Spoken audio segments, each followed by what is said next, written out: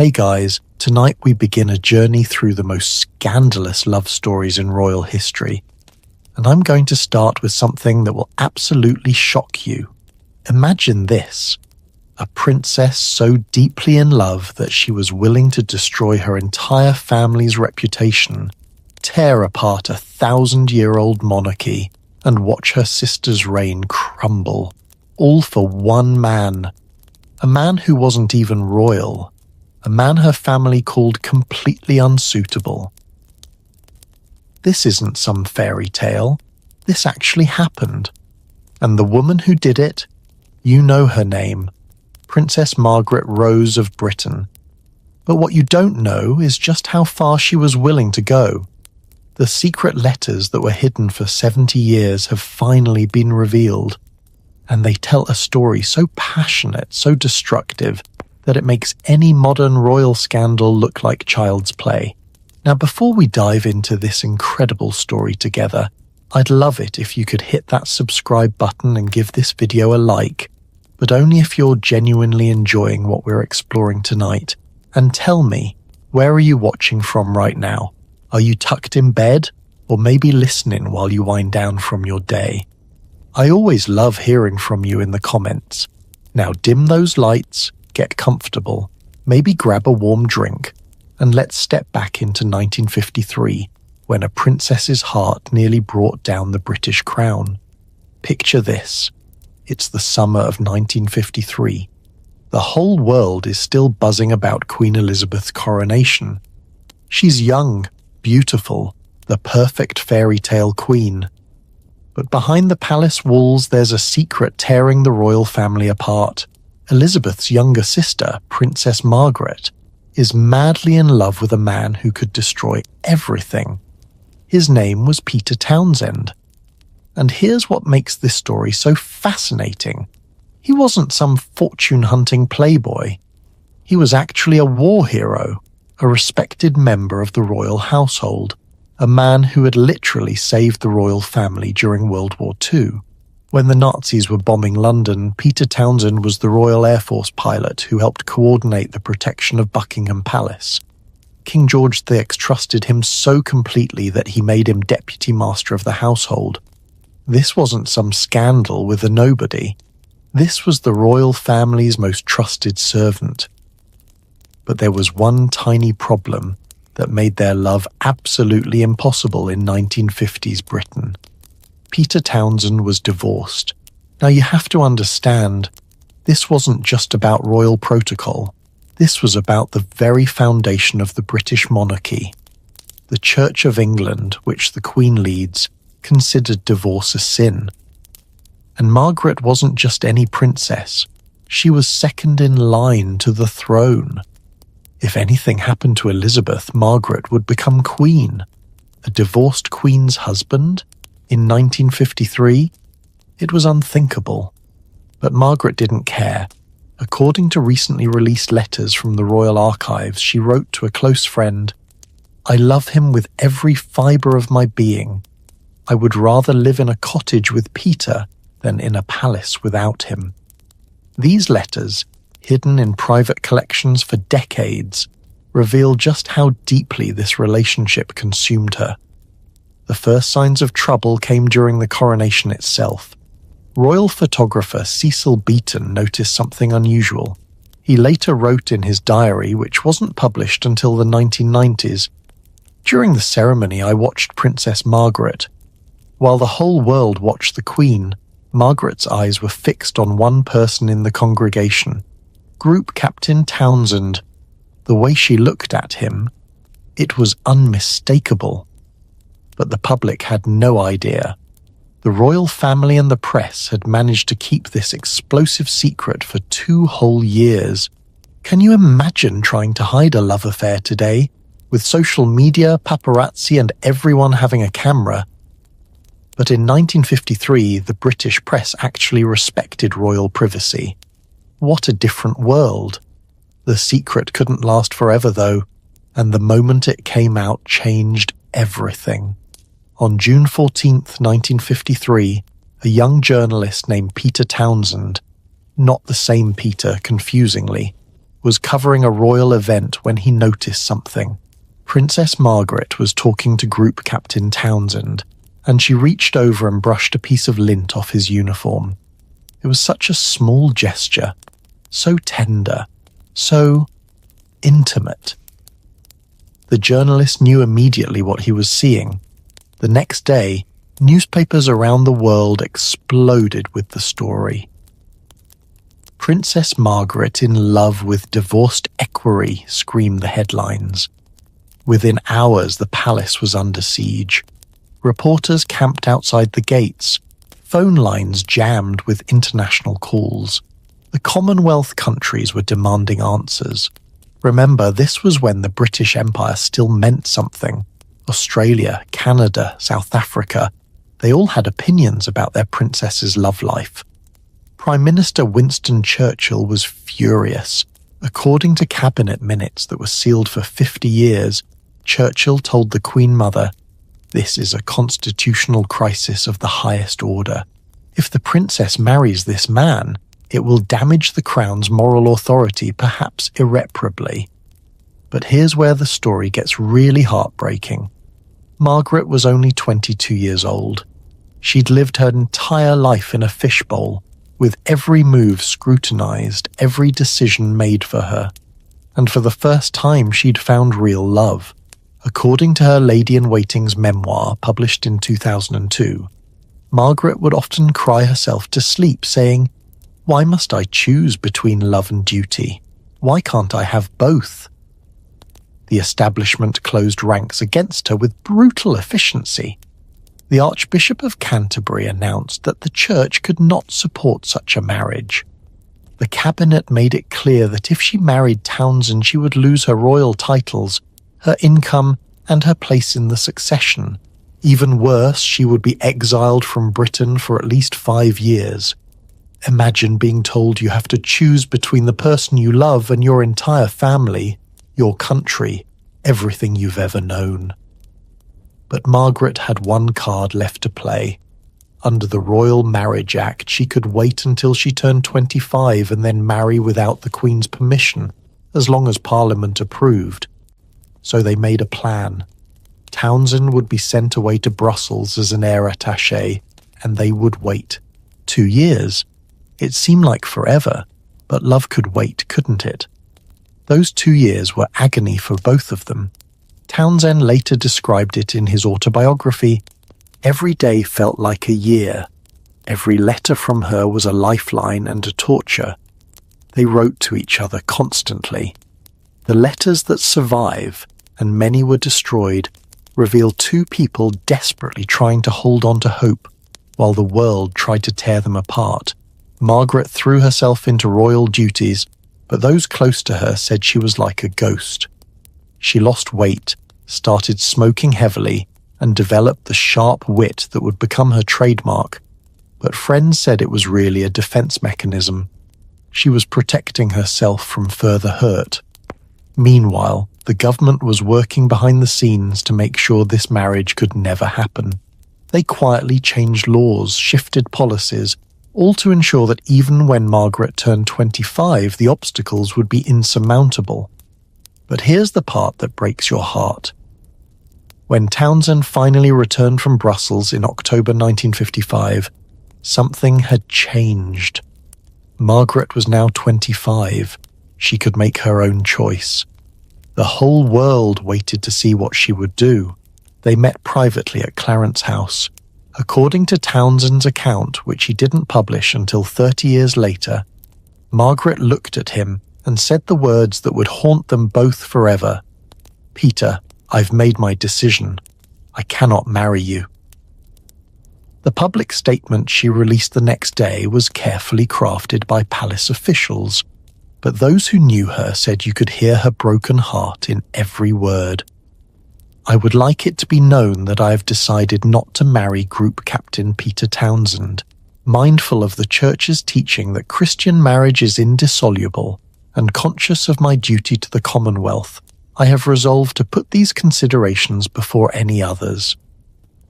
But the real reason was simpler and more devastating.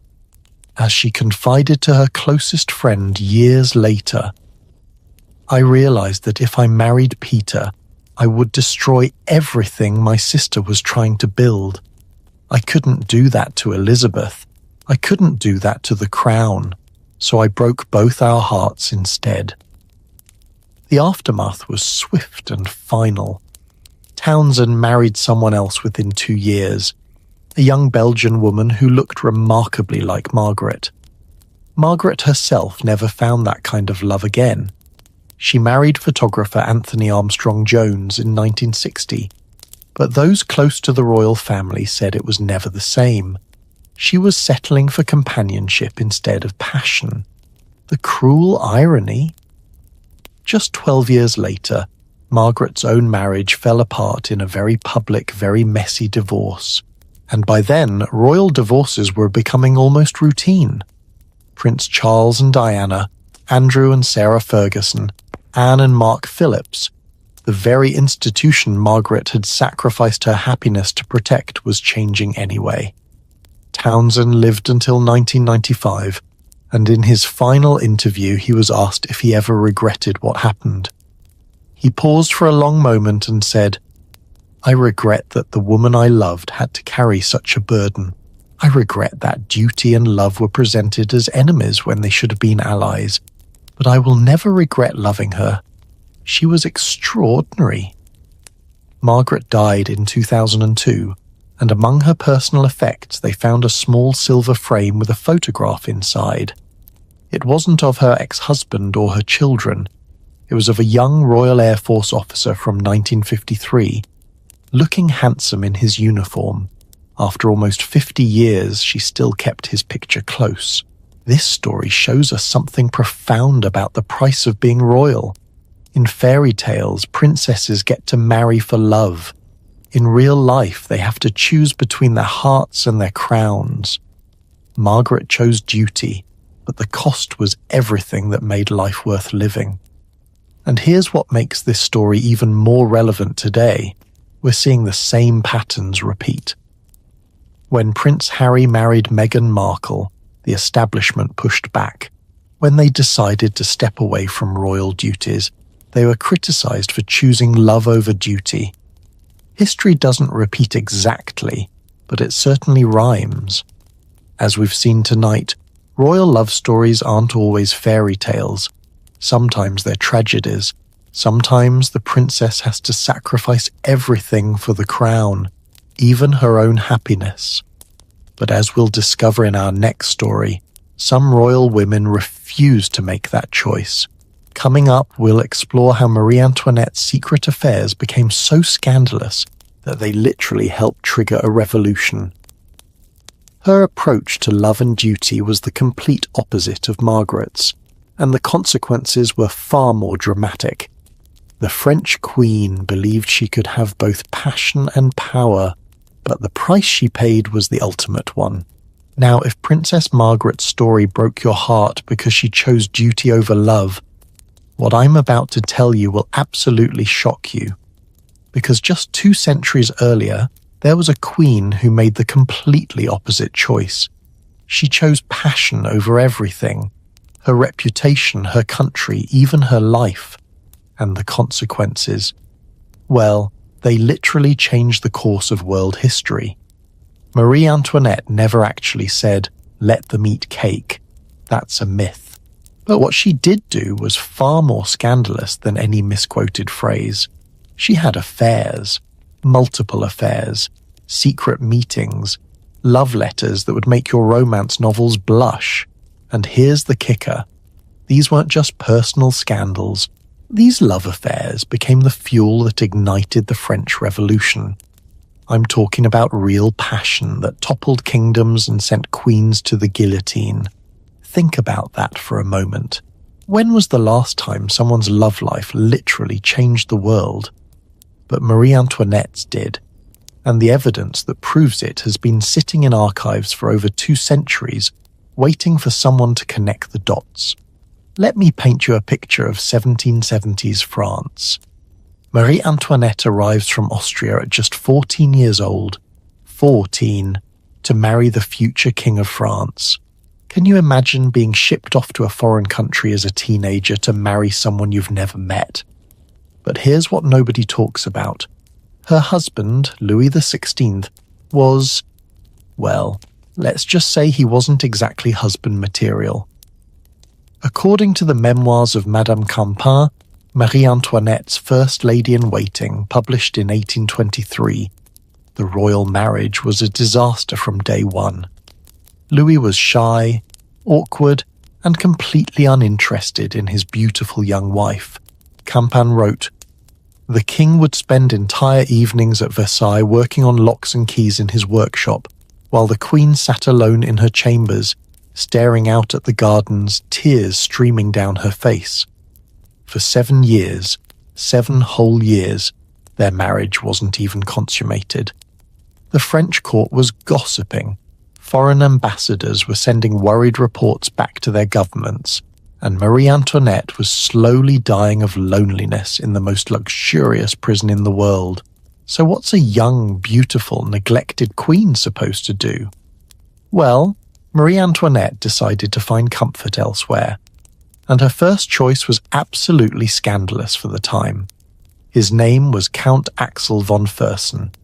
Swedish nobility, devastatingly handsome, and completely devoted to the Queen of France. Their affair began around 1774, and we know this because of something incredible.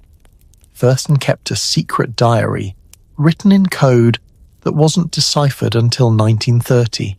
In it he wrote, "I live only for her happiness. Every moment away from her is agony, every stolen glance a treasure." But here's where it gets really interesting. Marie Antoinette wasn't just having a simple affair. She was conducting what we'd now call psychological warfare against the French establishment. According to historian Stefan Zweig's biography, Marie Antoinette, the Portrait of an Average Woman, published in 1932, the Queen deliberately flaunted court protocol to be near Fersen. She would dance with him for hours at palace balls, have private audiences with him in her apartments, and, this was the really shocking part, she gave him access to state secrets.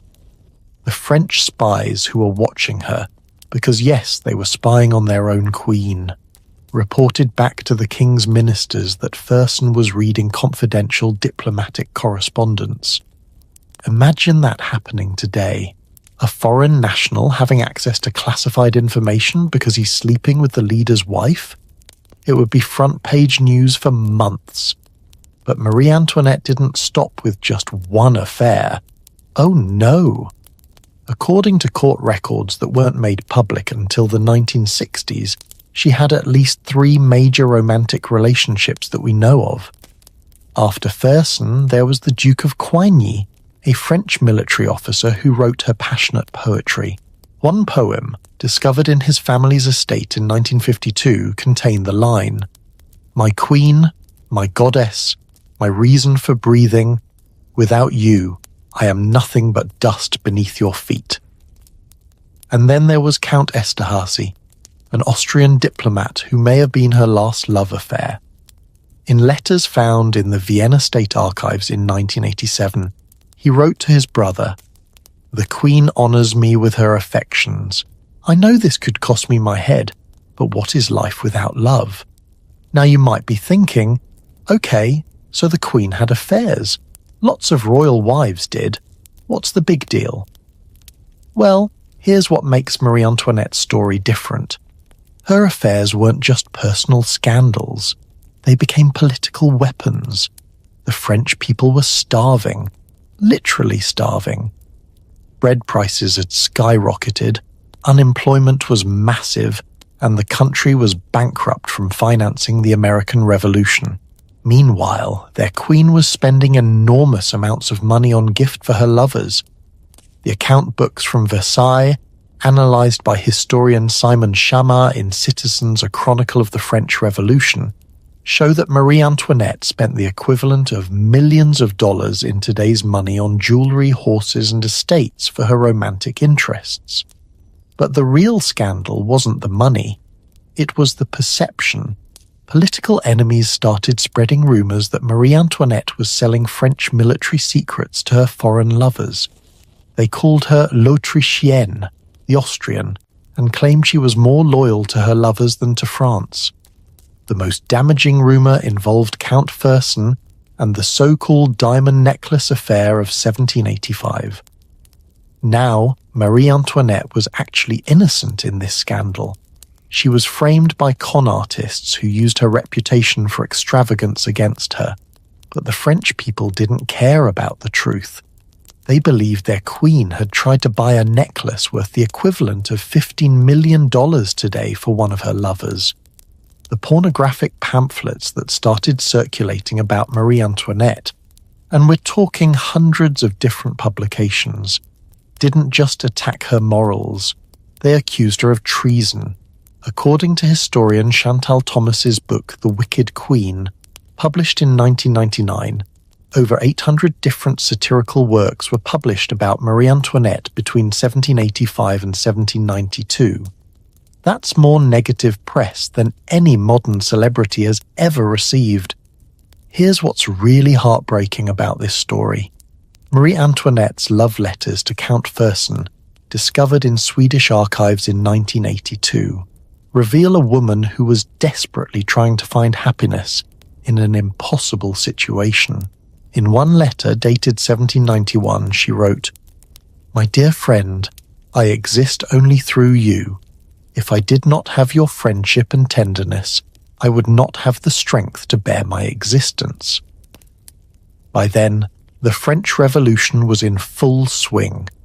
The royal family was under house arrest, and Marie Antoinette was still trying to save her marriage, her children, and her lovers all at the same time. She was sending coded messages to Fersen, begging him to help her family escape France, while also trying to convince her husband to fight back against the revolutionaries. The escape attempt they made in 1791, the famous Flight to Varennes, was coordinated entirely through Marie Antoinette's love letters to Fersen. She was literally using her romantic correspondence to plan a political escape.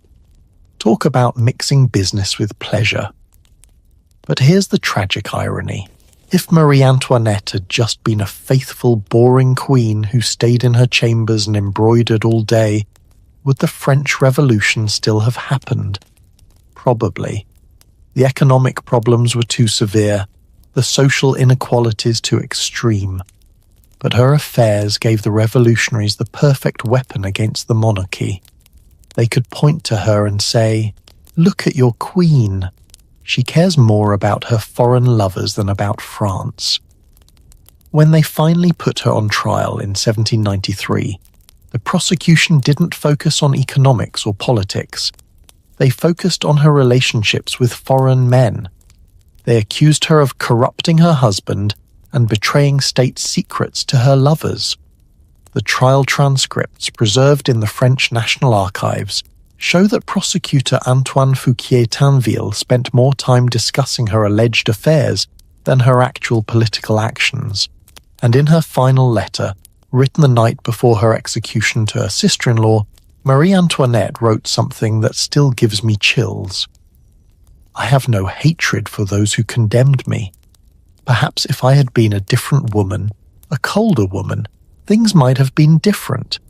But I chose to live with passion, and I will die with dignity." Count Fersen tried desperately to save her. He organized rescue attempts, bribed guards, even considered a military assault on the prison where she was held, but it was too late. On October 16th, 1793, Marie Antoinette was executed. She was just 37 years old, and Fersen, he never got over her death. According to his final diary entries published by his family in 1877, he wrote, "I have lost not just the woman I loved, but my reason for living. Every day since her death has been a punishment." He lived for 20 more years, but friends said he was never the same. The real tragedy of Marie Antoinette isn't that she loved unwisely. It's that she lived in a time when a woman's personal choices could be used to destroy entire political systems. Her affairs became symbols of aristocratic decadence, foreign influence, and royal betrayal. Whether that was fair or not, well, that's a question we're still grappling with today. What strikes me most about this story is how modern it feels. A powerful woman's romantic life becomes a political scandal. Her enemies use her relationships to question her loyalty and judgment. Sound familiar? From politicians to celebrities, we still see the same patterns playing out. The weapons have changed, but the warfare remains the same. But while Marie Antoinette's love affairs led to her destruction, our next royal took a completely different approach to managing both passion and power. Catherine the Great of Russia didn't just have secret affairs, she turned them into instruments of diplomacy and statecraft. Where Marie Antoinette lost control of her narrative, Catherine wrote her own rules entirely, and the way she balanced 22 different lovers while expanding the Russian Empire, that's a masterclass in multitasking that would make any modern woman jealous. Speaking of women who refuse to let society dictate their love lives, let me tell you about the most audacious royal woman in history. While Marie Antoinette's affairs destroyed her, Catherine the Great turned romance into her secret weapon. We're talking about an empress who had 22 official lovers, and I mean official, as in she gave them titles, estates, and government positions. But here's the mind-blowing part. She used each relationship to expand the Russian Empire, manipulate European politics, and become one of the most powerful rulers who ever lived. And the story of how she died? Well, let's just say historians have been trying to cover up the truth for over 2 centuries. What really happened in her private chambers on November 6, 1796, is so scandalous that Russian textbooks still won't tell the whole story. Let's start from the beginning, because Catherine's approach to love and power was unlike anything we've seen before or since. Born Sophie Friederike Auguste in Germany, she arrived in Russia at 15 to marry the future Peter III. But here's where her story takes a fascinating turn. She took one look at Russian court politics and decided she was going to play the game better than anyone else. Her husband Peter was, to put it politely, completely incompetent. According to Catherine's own memoirs, published posthumously in 1859, she wrote, "My husband had the mind of a child and the ambitions of a fool. He played with toy soldiers while I studied statecraft. But instead of suffering in silence like so many royal wives, Catherine made a calculated decision. If her marriage couldn't give her happiness, she would find it elsewhere. And if Russia needed a strong ruler, she would become one. Her first affair was with Sergei Saltykov, a handsome court chamberlain. But this wasn't just teenage romance. This was strategic. According to historian Robert Massey's definitive biography, Catherine the Great, Portrait of a Woman, published in 2011, Catherine deliberately chose Saltykov because he had connections to the military and could help her understand Russian power structures. What's absolutely brilliant about Catherine is how she managed each relationship.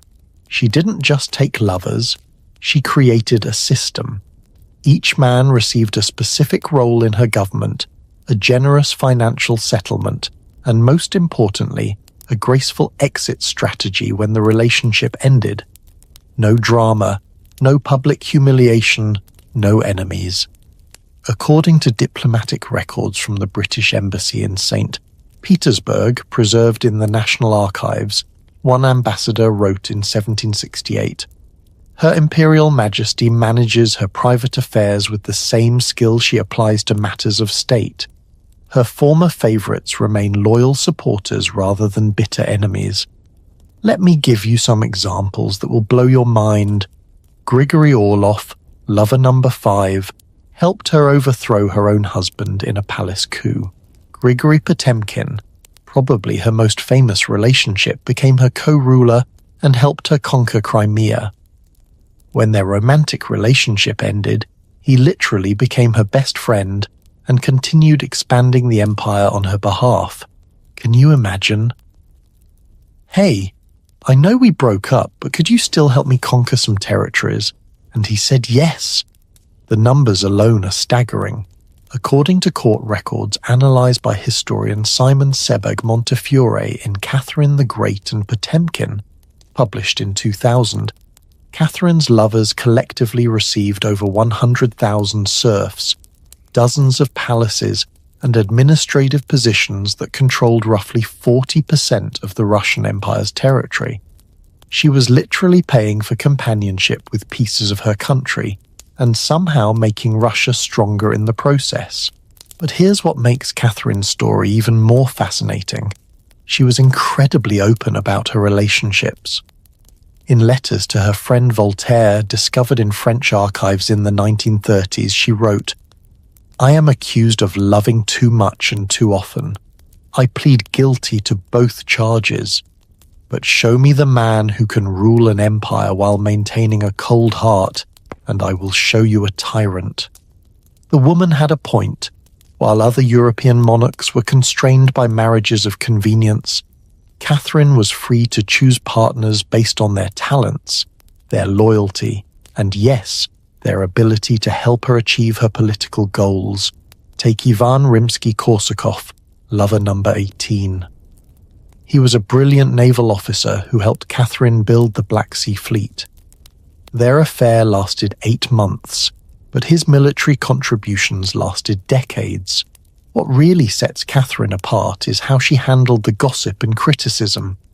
Foreign diplomats constantly wrote reports about her immoral behavior, but Catherine turned their judgment into a diplomatic advantage. According to the memoirs of Prince de Ligne, published in 1809, Catherine once told him, "Let them whisper about my lovers. While they're focused on my bedroom, they're not paying attention to my battlefields." And her battlefields were impressive. During her 34-year reign, Russia gained 200,000 square miles of territory. That's larger than the entire state of California. She founded over 100 new cities, including Odessa and Sevastopol. She modernized Russian law, education, and culture, all while maintaining what she called her romantic schedule. Now, about that infamous death rumor. You've probably heard the story about Catherine and the horse. It's complete nonsense, fabricated by her enemies to discredit her legacy. The real story, according to her personal physician Dr. John Rogerson's private notes, discovered in Edinburgh University archives in 1967, is actually quite touching. Catherine suffered a stroke while working in her study, reading diplomatic reports. Her last words, witnessed by her lady-in-waiting, were reportedly, "I have served Russia with my mind, my heart, and yes, my body. I regret nothing." What strikes me most about Catherine's approach is how modern it feels. She basically invented the concept of having it all 2 centuries before we had a term for it. She was a mother, a ruler, a military commander, an intellectual, and a woman who refused to apologize for her desires. Think about the double standard she faced. Male rulers throughout history had countless mistresses, and historians barely mention it. But Catherine, who used her relationships to strengthen her empire and never let romance interfere with statecraft, is still judged for her personal choices 3 centuries later. Her final lover, Platon Zubov, was 40 years younger than her. She was 60 when their relationship began. Critics called it scandalous, but Catherine didn't care. In her final diary entry, found among her private papers in 1917, she wrote, "Age is just a number. Power is eternal. Love is renewable. Regret is pointless." Catherine's system worked because she understood something that many powerful people never learn. Personal happiness and professional success don't have to be mutually exclusive. She found a way to satisfy her emotional needs while serving her political goals. She created the template for the modern power woman centuries before anyone else tried it. The really incredible part, None of her lovers ever betrayed her. Not one. In an era when royal favourites routinely plotted against their benefactors, Catherine's ex-boyfriends remained loyal until death. That tells you something about her character and her judgment. Compare that to our modern scandals, where relationships seem to destroy careers more often than they enhance them. Catherine proved that with the right approach, personal and professional lives can actually strengthen each other. She turned romance into statecraft and came out stronger on both fronts. But Catherine's story of triumph through strategic romance is about to take us in a completely different direction. Because while she used love as a tool of empire building, our next royal woman faced a much more sinister situation. Anne Boleyn thought she could manipulate the King of England the same way Catherine managed her empire. But Henry VIII wasn't Peter III, and the game Anne was playing had much deadlier rules. One intercepted message, one moment of alleged betrayal, and suddenly we're talking about treason, adultery, and the executioner's block. Here's something that will keep you awake tonight. What if I told you that a single piece of intercepted correspondence, basically the 16th century equivalent of a text message, sealed the fate of one of history's most famous queens? We're talking about evidence so flimsy that it wouldn't hold up in a modern traffic court, yet it was enough to send Anne Boleyn to the executioner's block. And here's the really chilling part. New evidence discovered in 2019 suggests that not only was Anne innocent, but Henry VIII knew it all along. The message that destroyed her? Just 11 words. 11 words that changed English history forever, broke from Rome, and created the Church of England. But here's what nobody talks about. Those 11 words might have been completely fabricated. Let me take you back to May 2nd, 1536. Anne Boleyn is at the height of her power. She's Queen of England, mother to the future Elizabeth I, and the woman who convinced Henry VIII to tear apart the Catholic Church just to marry her. But there's trouble in paradise. Henry is getting tired of Anne. She's had several miscarriages. She's not giving him the male heir he desperately wants. And worst of all, she's not the submissive wife he thought he was getting. You see, Anne Boleyn wasn't like other queens. According to historian Eric Ives in his definitive biography, The Life and Death of Anne Boleyn, published in 2004, Anne was educated, opinionated, and absolutely refused to disappear into the background once she became queen. She continued to influence policy, argue with the king's advisors, and express her own political opinions. In Henry's mind, this wasn't queenly behaviour, this was betrayal. But Henry needed a reason to get rid of her. You couldn't just divorce the woman you'd already moved heaven and earth to marry. So his chief minister, Thomas Cromwell, came up with a plan so devious, so perfectly crafted, that it worked exactly as intended. They would accuse Anne of adultery, the one crime that could destroy her completely. The investigation began in secret. According to the testimony preserved in the National Archives in London, Cromwell's agents started interrogating Anne's servants, her ladies-in-waiting, even the musicians in her court. They were looking for any evidence, any suggestion, any rumour that the Queen had been unfaithful. And then they found their smoking gun. A letter. Well, actually what they claimed was a letter. The original document has never been found, which is suspicious enough. But according to the prosecution records from Anne's trial, this letter was supposedly sent from Anne to one of her alleged lovers, Henry Norris, the King's groom of the stool. Here's what the letter allegedly said. It makes me to remember the time when first you and I talked together privately. 11 words. That's it. That's the evidence that condemned a queen. Now, let me ask you something. Does that sound like a love letter to you? Because it doesn't to me. It sounds like someone remembering a conversation. But Cromwell's prosecutors claim this was proof of an intimate relationship. They said the word privately implied something sexual, that remember the time suggested ongoing romantic meetings. If that seems like a stretch, you're absolutely right. According to legal historian John Guy's analysis in The Children of Henry VIII, published in 2013, the case against Anne Boleyn was so weak that it wouldn't have survived 5 minutes in a modern courtroom. But this was 1536, and Henry VIII was judge, jury, and executioner. But here's where the story gets really sinister. Cromwell didn't stop with one questionable letter. He created an entire conspiracy. He claimed Anne had affairs with 5 different men: Henry Norris, William Brereton, Francis Weston, Mark Smeaton, a court musician, and her own brother George. 5 different men, including her brother. The accusation of incest was so shocking that it guaranteed no one would defend her. The evidence for these alleged affairs? Almost non-existent. For Henry Norris, there was that 11-word letter. For William Brereton, the evidence was that Anne had supposedly given him a handkerchief, which was considered a token of affection. A handkerchief? For Francis Weston, witnesses claimed Anne had flirted with him at court functions. And for Mark Smeaton, the only confession came after he was tortured. Think about that for a moment.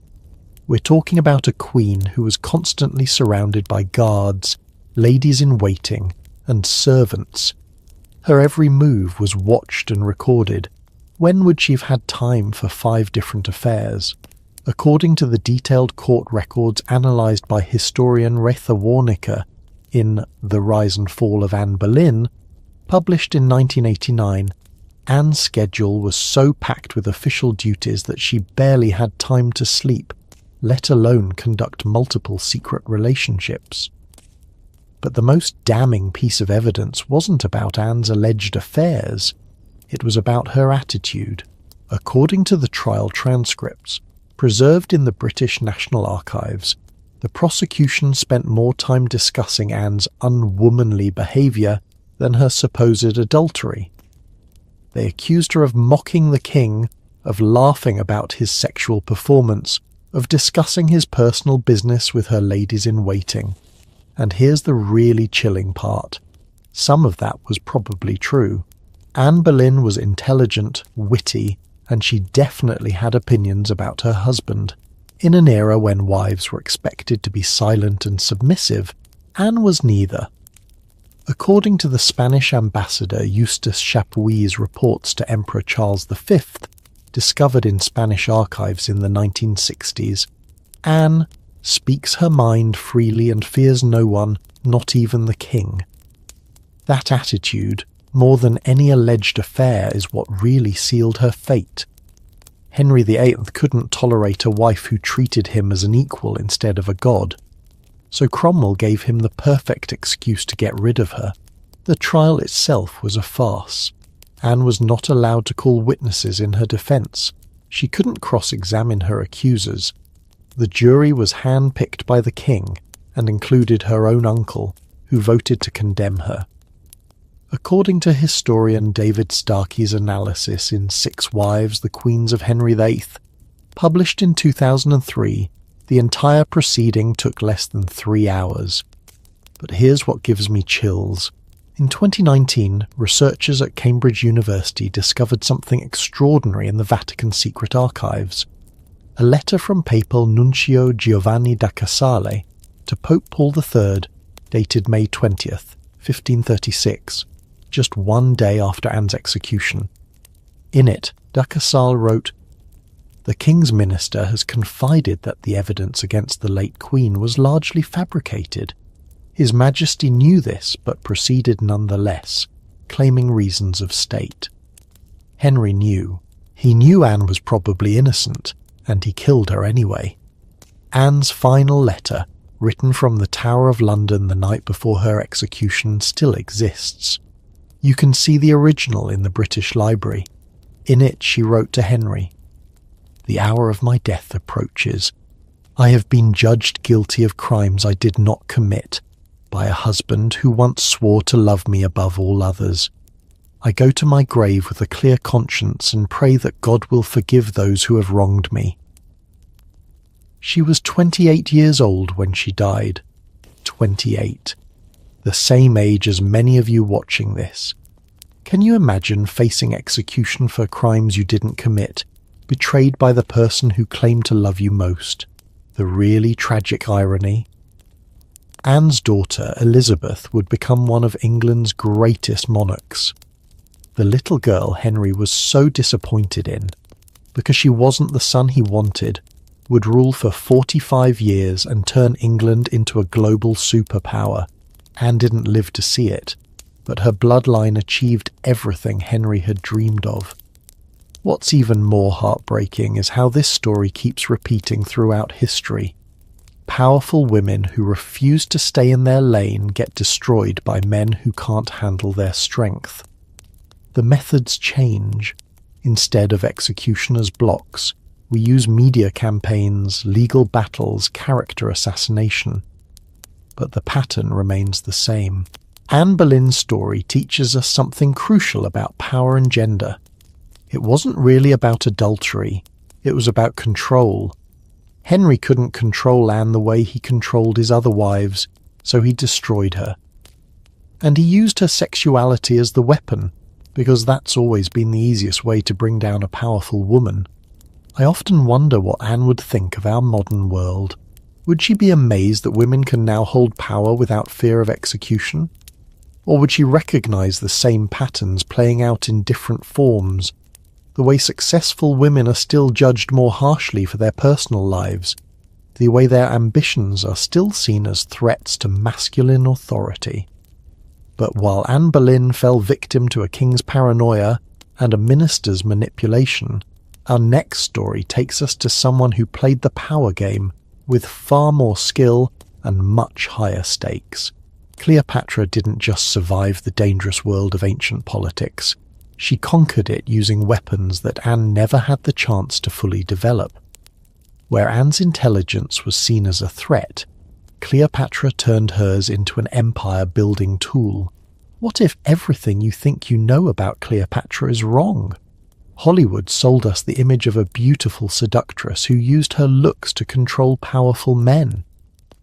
But recent archaeological discoveries reveal something far more incredible.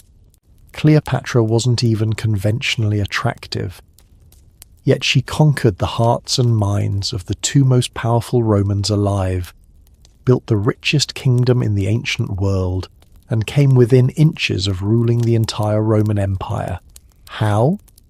Through pure psychological manipulation that was so sophisticated, modern politicians are still trying to copy her playbook. The woman who supposedly launched 1,000 ships and drove men to war. She actually looked more like your average college professor than Elizabeth Taylor, and that makes her story 1,000 times more fascinating. Let me blow your mind with something that archaeologists discovered in 2009. A silver coin from Cleopatra's reign, found in Newcastle University's collection and authenticated by radiocarbon dating, shows her actual face. According to Dr. Sally Ann Ashton's analysis published in Cleopatra and Egypt by the British Museum Press, Cleopatra had a prominent nose, a pointed chin, and what we would generously call strong features. The coin depicts someone who looks scholarly, intelligent, but definitely not like a movie star. So how did this academic-looking pharaoh become the most seductive woman in ancient history? Simple. She understood something that most people still don't get today. Real power doesn't come from how you look. It comes from how you make other people feel about themselves. Cleopatra was 18 when she inherited the throne of Egypt, but she was already fluent in 9 languages. 9! According to Plutarch's Life of Antony, written around 100 AD, she could conduct diplomatic negotiations in Egyptian, Greek, Latin, Hebrew, Arabic, Ethiopian, and at least 3 other ancient languages without needing interpreters. Can you imagine the psychological advantage that gave her? While other rulers had to communicate through intermediaries, Cleopatra could speak directly to anyone who mattered. But here's where it gets really clever. She didn't just learn languages, she studied cultures.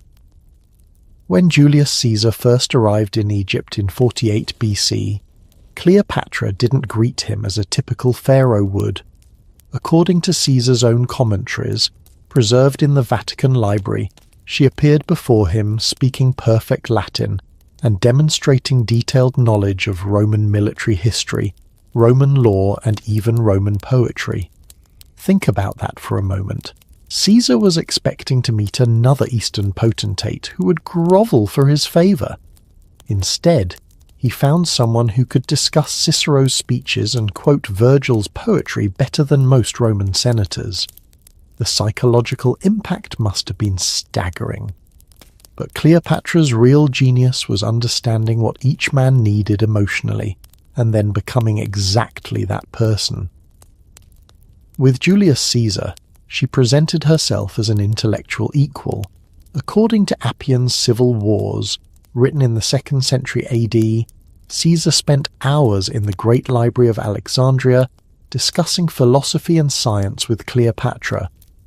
She made him feel like the brilliant statesman he wanted to be, not just the military dictator everyone feared.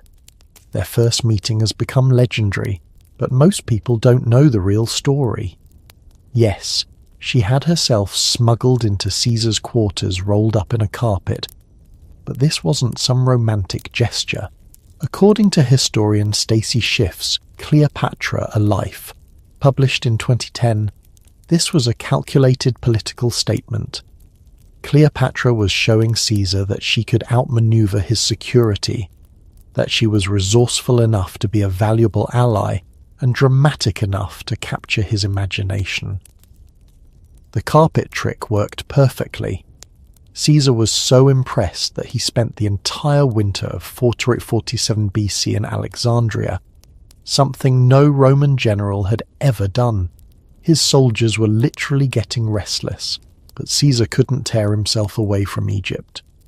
According to Dio Cassius's Roman History, written in the 3rd century, Caesar told his advisors, "This woman understands power better than any man I've met." And she proved it. During their relationship, Egypt's economy grew by an estimated 300%. How do we know this? Papyrus tax records discovered in Oxyrhynchus in the 1890s show massive increases in trade revenues during Cleopatra's reign. She wasn't just charming Caesar, she was using their relationship to rebuild Egypt's prosperity. But here's what makes Cleopatra truly extraordinary. When Caesar was assassinated in 44 BC, she didn't fall apart. She didn't retreat to Egypt and mourn. She immediately started calculating her next move. Within months, she had identified Mark Antony as Caesar's likely successor and began planning her approach. Now, Antony was completely different from Caesar. Where Caesar was intellectual and calculated, Antony was emotional and impulsive. So Cleopatra completely reinvented herself. According to Plutarch's account, when she sailed to meet Antony in Tarsus in 41 BC, she arrived dressed as Aphrodite, the goddess of love, on a golden barge with purple sails and silver oars. But here's the detail that shows her psychological sophistication. She made Antony wait. According to ancient sources cited by historian Adrian Goldsworthy in Antony and Cleopatra, published in 2010, Cleopatra anchored her barge in full view of Antony's camp, but refused to come ashore for 3 days. She let anticipation build. She let rumours spread about her incredible luxury. She made herself into the most desired prize in the Mediterranean before they even met. When they finally did meet, Cleopatra had transformed herself into everything Antony fantasized about. Where she had been Caesar's intellectual companion, she became Antony's passionate lover. Where she had discussed philosophy with Caesar, she organized elaborate parties and hunts for Antony. She gave each man exactly what he needed to feel complete. The results speak for themselves. Antony essentially abandoned Rome for Egypt. He gave Cleopatra control of Cyprus, Crete, and parts of Syria. According to Octavian's propaganda, preserved in Augustus's Res Gestae, Antony was spending Roman money to fund Egyptian projects and elevating Cleopatra above Roman law. But Cleopatra's masterstroke was her children. She had a son with Caesar, Caesarion, and 3 children with Antony. These weren't just romantic gestures, they were political insurance policies. Each child represented a potential claim to Roman power.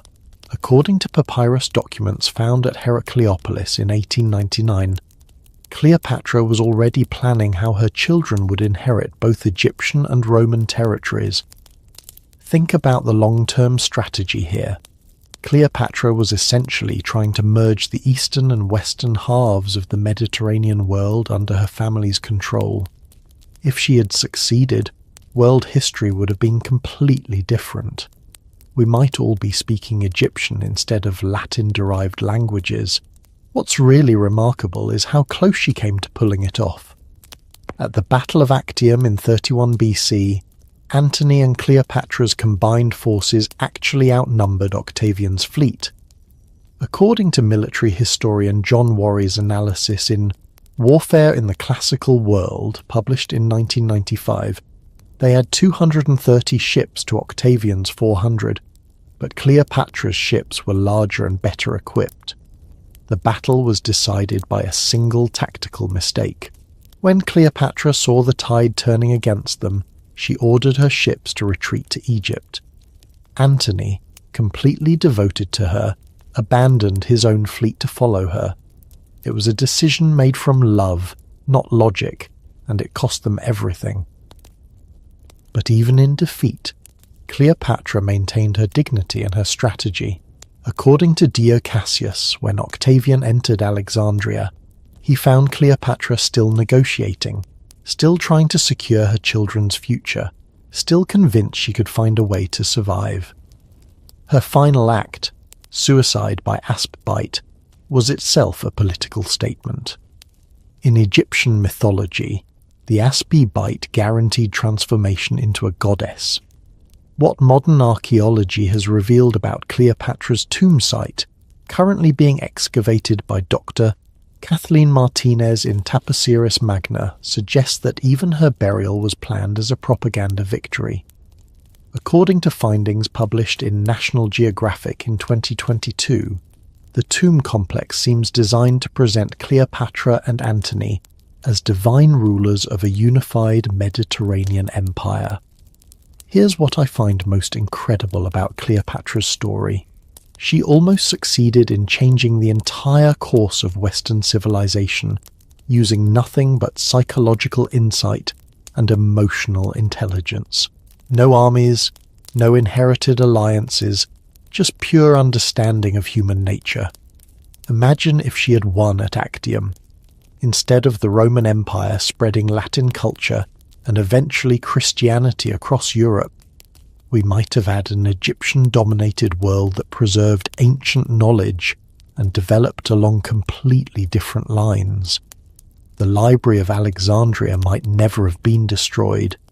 Ancient scientific advances might have continued uninterrupted. Cleopatra proved that intelligence and emotional sophistication could be more powerful than armies or treasuries. She turned herself into the most influential woman in the ancient world simply by understanding what powerful men needed and becoming exactly that person. But what strikes me most about her story is how relevant it feels today. In our modern world of personal branding and social media, isn't Cleopatra's strategy exactly what successful people do? They study their audience, understand what people want to see, and present themselves accordingly. She was doing influencer marketing 2,000 years before Instagram existed. Now, from the ancient world's greatest strategic mind, we're about to jump into something completely different and heartbreakingly familiar. While Cleopatra mastered the art of public perception, Our next story shows what happens when the media turns against a royal woman. Diana Spencer thought she could use the same tactics that made Cleopatra successful, but she was dealing with forces that even the great pharaoh never had to face. Fast forward 2,000 years, and we arrive at perhaps the most devastating royal love triangle of our time. Picture this: secret phone recordings that revealed a future king's true feelings, a princess who fought back using the very media that tried to destroy her, and conversations so intimate they made the entire world uncomfortable. This isn't ancient history. This happened in our lifetime, and the explosive recordings I'm about to share with you were never meant for public ears. The Camillagate tapes didn't just embarrass the royal family. They obliterated the carefully crafted image of Prince Charles and revealed just how far a wronged woman would go to reclaim her narrative. Diana Spencer learned Cleopatra's lesson about controlling public perception, but she weaponized it in ways that would have made the ancient pharaoh proud. Let me set the scene for you. It's 1989, and the fairy tale marriage of Charles and Diana is crumbling behind palace walls, but the public still believes in the fantasy. They see the perfect princess attending charity events, the devoted mother with her 2 young sons, the future queen who seems to have it all. What they don't know is that Diana has discovered something that will change everything. Phone recordings that prove her husband never stopped loving another woman. The tapes that destroyed Charles's reputation were recorded by amateur radio enthusiasts, people who accidentally intercepted cell phone conversations and decided to keep listening. According to journalist Andrew Morton's investigation published in Diana, Her True Story in 1992, there were actually multiple recordings made between 1989 and 1991, but only fragments were ever released to the public.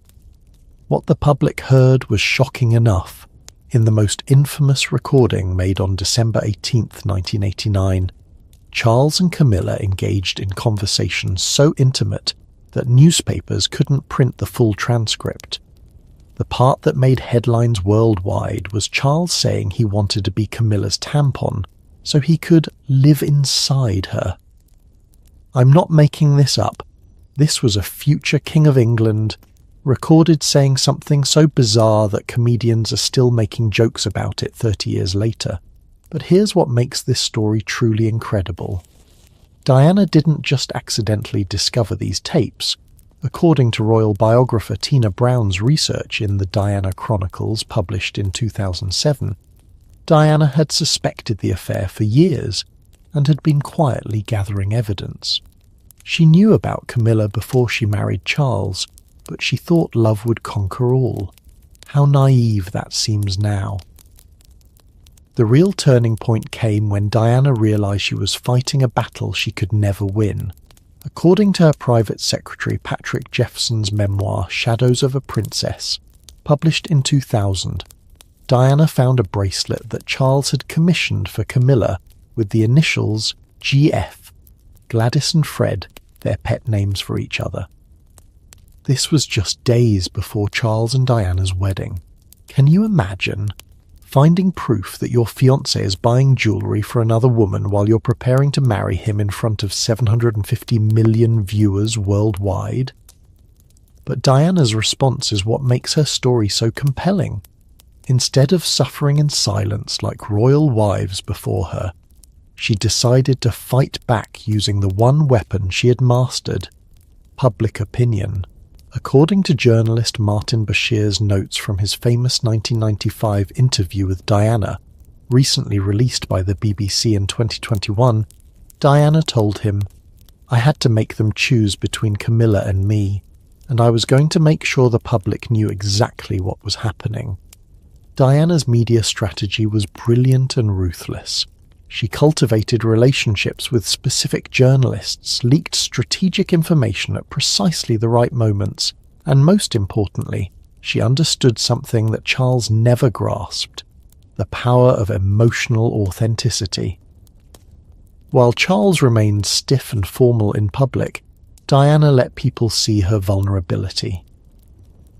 The famous 1995 Panorama interview is a masterclass in media manipulation. When Diana said, "There were 3 of us in this marriage, so it was a bit crowded," she wasn't just sharing her pain, she was strategically destroying Charles's public image.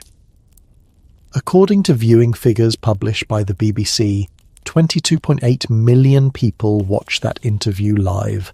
That's nearly half the population of Britain. But here's what most people don't know about that interview.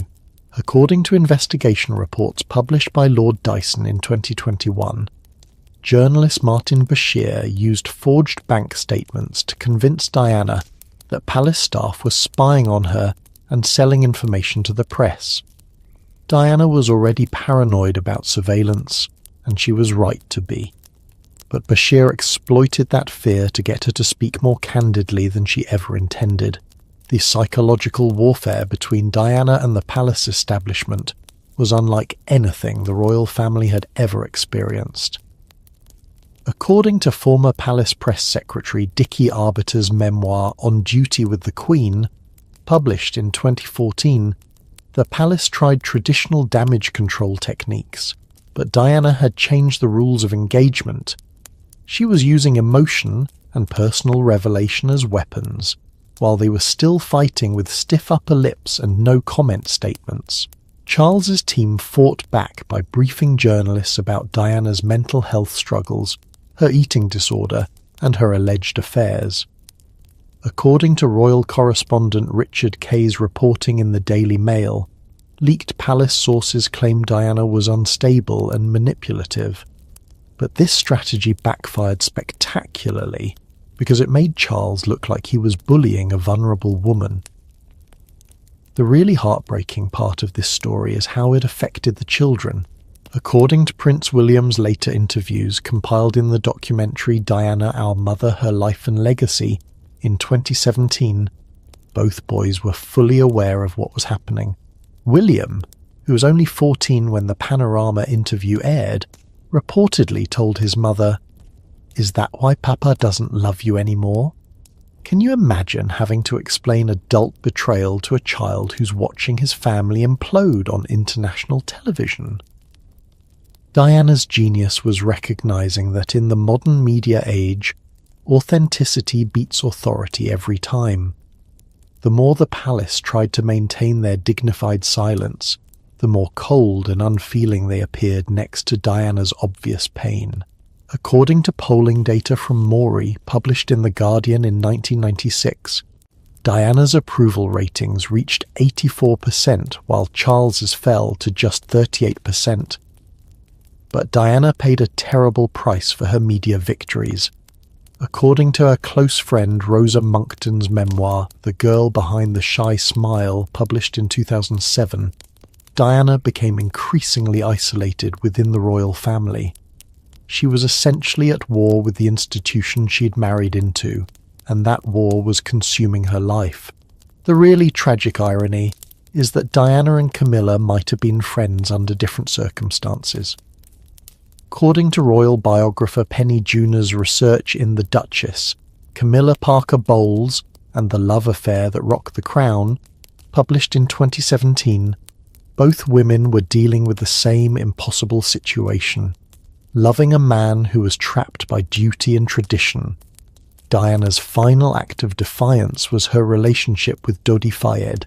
According to photographer Mario Brenner's account in The Last Days of Princess Diana, published in 2006, Diana was fully aware that dating the son of Mohammed Al Fayed would infuriate the establishment. Al Fayed was everything the royal family despised, foreign, flashy, and completely outside their control. But here's what makes Diana's story so relevant to our modern world. She essentially invented the playbook for fighting back against institutional power using social media-style tactics, even before social media existed. She understood that emotional truth could be more powerful than official statements, that vulnerability could be a weapon, and that public opinion could force even the most traditional institutions to change. Think about how many times we've seen this pattern repeated in recent years. People use personal revelation and emotional authenticity to challenge institutional authority. Diana pioneered this approach in the 1990s, and we're still living with the consequences. The saddest part is that Diana never got to see how the story ended. Charles and Camilla did eventually marry in 2005, and Camilla has actually become quite popular with the British public. Diana's sons both found love on their own terms. William with a commoner he chose himself, and Harry with an American actress who reminds many people of Diana's independent spirit.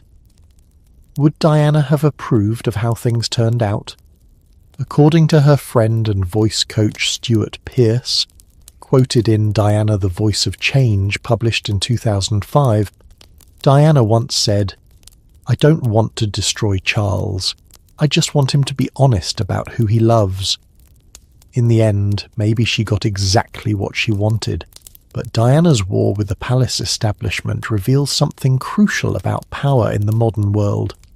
The old rules about deference and dignity don't work anymore when anyone can broadcast their truth to millions of people. Diana proved that emotional authenticity could topple centuries of royal protocol, but she also showed us the personal cost of waging that kind of war. Her story makes me wonder, in our age of social media and instant communication, are we all becoming like Diana? Fighting our personal battles in public, using our vulnerability as a weapon, demanding that institutions change to accommodate our individual needs? And if so, are we prepared for the consequences? While Diana fought her battles in the harsh glare of modern media scrutiny, our next royal woman chose a completely different approach to securing her love. When Wallis Simpson set her sights on the King of England, she used methods that were both more subtle and more devastating than anything Diana attempted. But the price she paid wasn't just personal embarrassment. It was accusations of treason that would follow her to the grave. You think modern scandals are explosive? Let me tell you about the twice-divorced American socialite who didn't just steal a king's heart. She may have stolen military secrets that could have changed the outcome of World War II. What I'm about to reveal comes from classified FBI files that weren't released until 2003, and they paint a picture of Wallis Simpson that's far more complex and controversial than the simple love story we've all been told. This isn't just about a woman who convinced a king to give up his throne. This is about espionage, Nazi connections, and political maneuvering that went straight to the top of the Third Reich. The woman who claimed she just wanted to marry for love might have been playing a much more dangerous game. But let's start with what everyone thinks they know. In 1936, King Edward VIII shocked the world by abdicating his throne to marry Wallis Simpson, an American divorcee. The official story is romantic. A king who chose love over duty, a woman who never wanted the crown but couldn't resist true love. It's been turned into movies, books, and countless romantic fantasies. The truth. According to FBI documents declassified under the Freedom of Information Act and analysed by historian Andrew Morton in 17 Carnations, the royals, the Nazis, and the biggest cover-up in history, published in 2015, Wallis Simpson was under investigation by British intelligence, American intelligence, and German intelligence, sometimes all at the same time. Let's go back to how this all started. Wallis Simpson wasn't some innocent American who accidentally charmed a king. According to her FBI file number 65311113, she was a sophisticated woman who'd already been married twice and had connections throughout international society.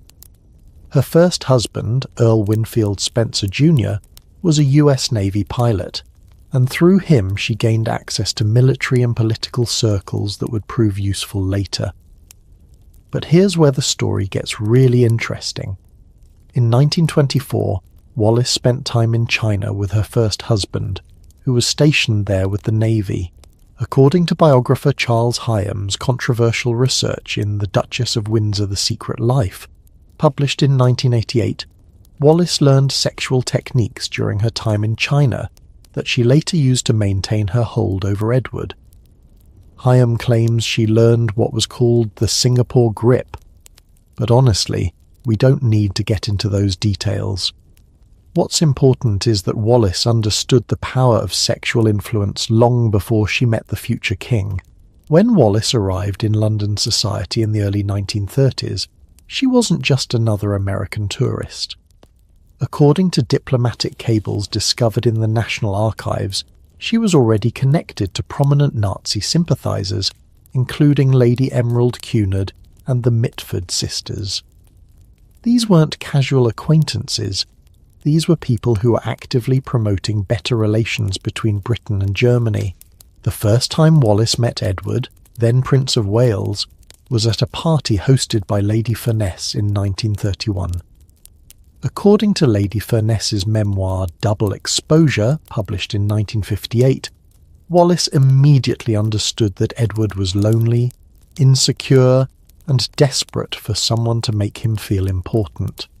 Where other women fawned over his royal status, Wallis treated him like an ordinary man who needed to prove himself to her. This psychological approach was brilliant. Edward had never been taken seriously by his father, King George V, who famously said, "After I am dead, the boy will ruin himself within 12 months.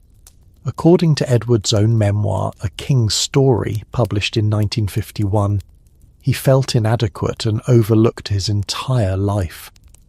Wallis gave him something no one else had, the feeling that he had to earn her attention. But Wallis wasn't just playing emotional games. According to Foreign Office documents released in 1972, she was receiving intelligence reports about British government policy through her connections to high-ranking officials.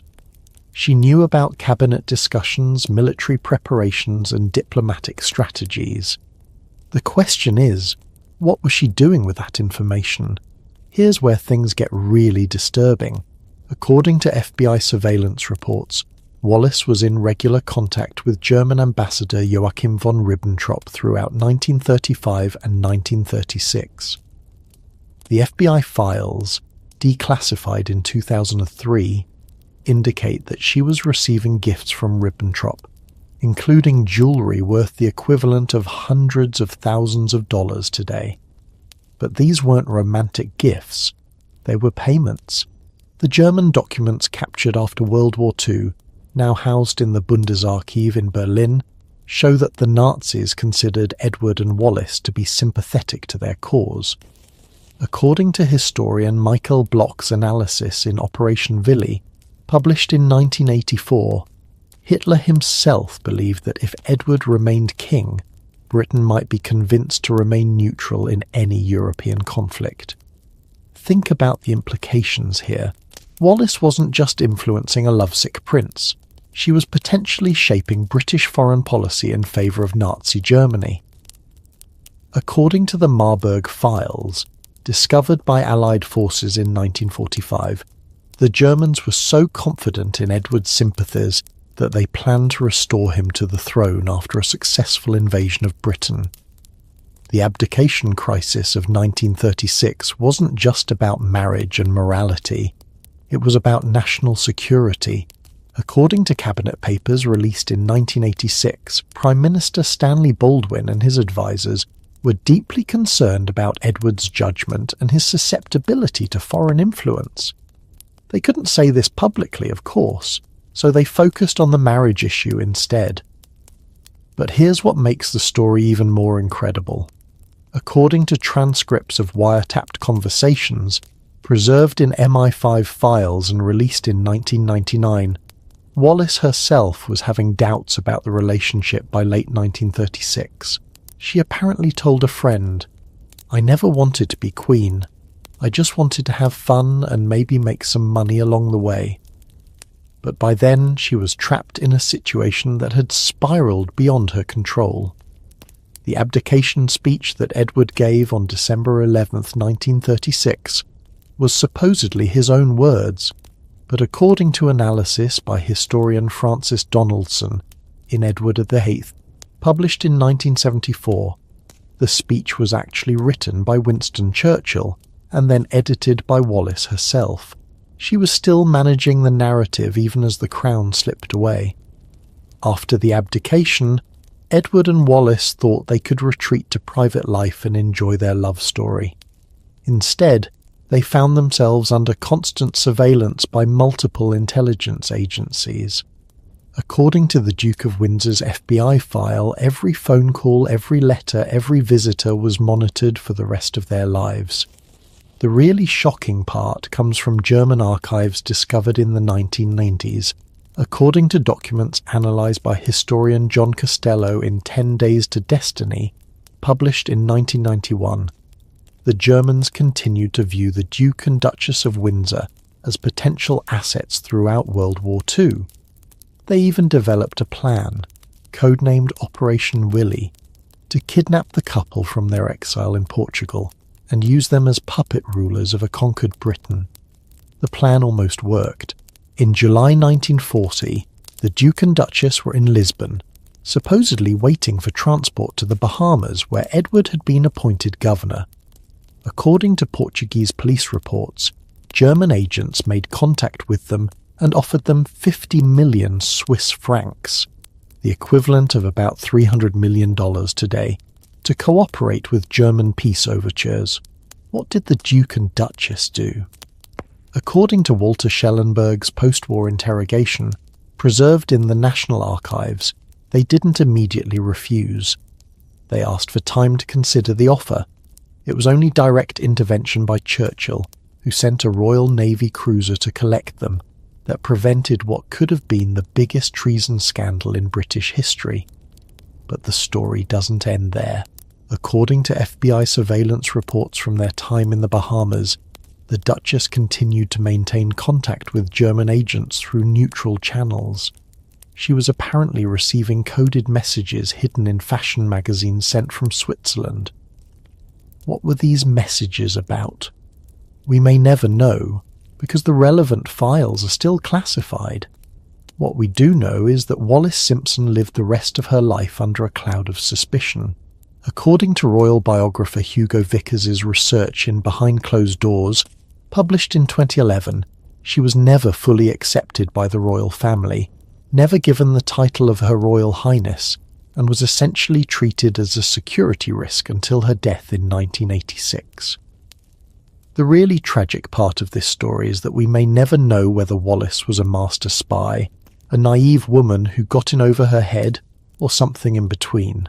According to intelligence historian Christopher Andrews' analysis in The Defense of the Realm, published in 2009, the evidence is circumstantial but deeply concerning. Too many coincidences, too many connections, too many opportunities for someone who claimed to be just an ordinary woman in love. What we can say for certain is that Wallis Simpson understood power in ways that most people never do.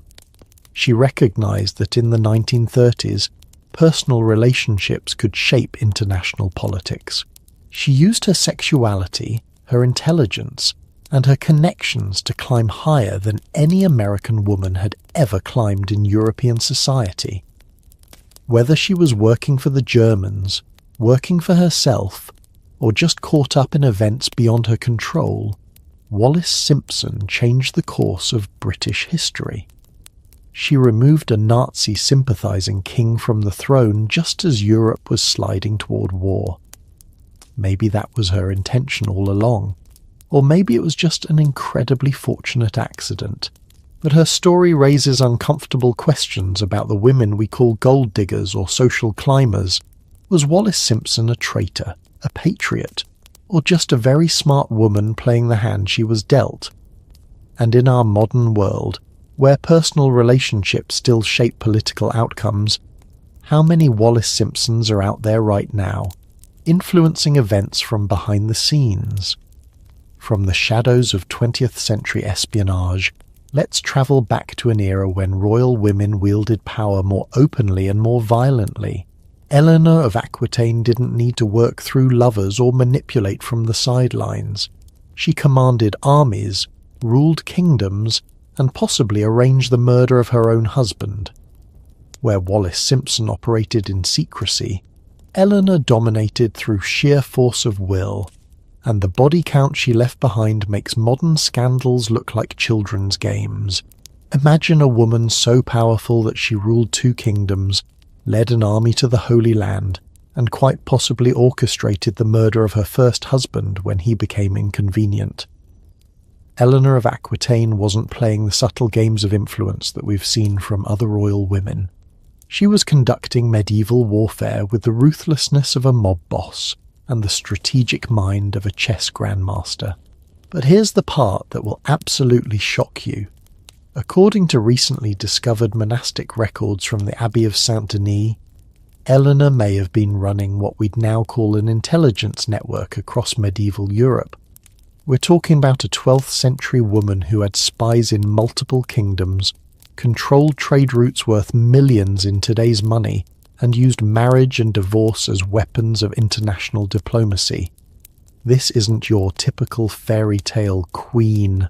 This is a woman who changed the map of Europe through sheer force of will and a complete disregard for what medieval society expected from women. Eleanor inherited the Duchy of Aquitaine in 1137 when she was just 15 years old. But she wasn't some helpless teenager waiting for a husband to tell her what to do.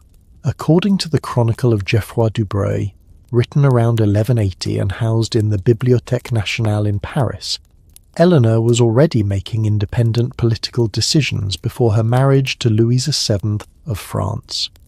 She was negotiating trade agreements, appointing administrators, and essentially running a kingdom while most girls her age were learning to embroider. Her first marriage to Louis VII was supposed to unite Aquitaine with France and create the most powerful kingdom in Europe. Instead, it became a masterclass in incompatible personalities. According to Bernard of Clairvaux's letters, preserved in the Vatican archives, Louis was deeply religious, sexually repressed, and completely overwhelmed by his young wife's intelligence and ambition. Bernard wrote to the Pope, "The Queen conducts herself more like a ruling prince than a dutiful wife. She argues with bishops, contradicts the king's counsel, and shows no proper submission to her husband's authority." But Eleanor's real genius showed during the Second Crusade in 1147. While other royal wives stayed home to pray for their husband's success, Eleanor insisted on joining the expedition to the Holy Land. According to the Chronicle of Odo of Douai, Eleanor brought 300 ladies in waiting and enough baggage to supply a small army. But this wasn't just medieval tourism. Eleanor was conducting diplomacy. The scandal that erupted during the Crusade would be front-page news even today.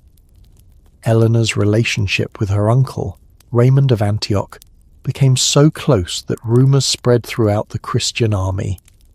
According to William of Tyre's chronicle, written around 1180, Eleanor and Raymond spent hours in private conferences, planning military strategy and discussing the political situation in the east. But when Louis ordered the army to march toward Jerusalem instead of helping Raymond defend Antioch, Eleanor publicly defied her husband. This is where the story gets really dramatic. According to multiple sources compiled by historian Amy Kelly in Eleanor of Aquitaine and the Four Kings, published in 1950, Eleanor announced that she was refusing to continue the crusade with Louis and would remain in Antioch with Raymond. In front of the entire Christian army, she declared that her marriage to Louis was invalid because they were too closely related, a claim that was technically true but had never bothered her before. Louis's response was swift and brutal. According to the Chronicle of John of Salisbury, Louis had Eleanor forcibly removed from Antioch and essentially kidnapped back to France. But the damage was done. The most powerful couple in medieval Europe was now publicly at war, and everyone knew it. The divorce proceedings that followed were unlike anything medieval Europe had seen before. According to the official records preserved in the Archives Nationales in Paris, Eleanor didn't just seek a divorce. She demanded the return of all her territories, compensation for 15 years of marriage, and guarantees for her future independence. She was essentially conducting what we'd now call a hostile corporate takeover of her own marriage. But here's what makes Eleanor truly extraordinary. Within 2 months of her divorce from Louis in 1152, she had already negotiated a new marriage to Henry Plantagenet, the future King of England. This wasn't a romantic decision. This was strategic brilliance. According to historian John Gillingham's analysis in The Angevin Empire, published in 2001, Eleanor's marriage to Henry created a political alliance that controlled territory from Scotland to the Pyrenees. The speed of this remarriage suggests something incredible. Eleanor had been planning her exit from her first marriage for years. According to letters discovered in the Canterbury Cathedral archives in 1987, Eleanor had been in secret correspondence with Henry's court as early as 1150. She was essentially conducting divorce negotiations while still married to the King of France. But Eleanor's relationship with Henry II proved that she had learned from her first marriage. Where Louis had tried to suppress her political activities, Henry embraced them. According to the pipe rolls preserved in the National Archives in London, Eleanor was given unprecedented authority over English administration. She was issuing royal charters, conducting diplomatic negotiations, and essentially functioning as co-ruler of the Angevin Empire. The really shocking part comes from what happened when Henry's wandering eye landed on Rosamund Clifford, his famous mistress. According to the Chronicle of Gerald of Wales, written around 1190, Eleanor's response wasn't tears or resignation, it was calculated revenge. She began secretly supporting her son's rebellion against their father, turning Henry's own children into weapons against him. And then Henry II died under mysterious circumstances in 1189. The official cause was fever, but according to the Chronicle of Ralph of Decito, preserved in the British Library, there were rumours at the time that Henry had been poisoned.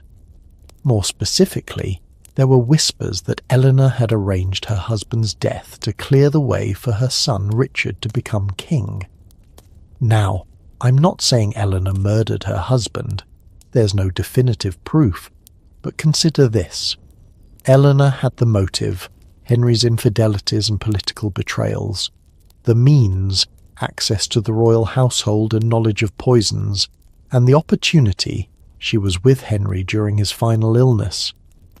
According to historian W. L. Warren's analysis in Henry the Unsound, published in 1973, the speed with which Eleanor moved to secure Richard's succession suggests she had been planning for Henry's death well in advance.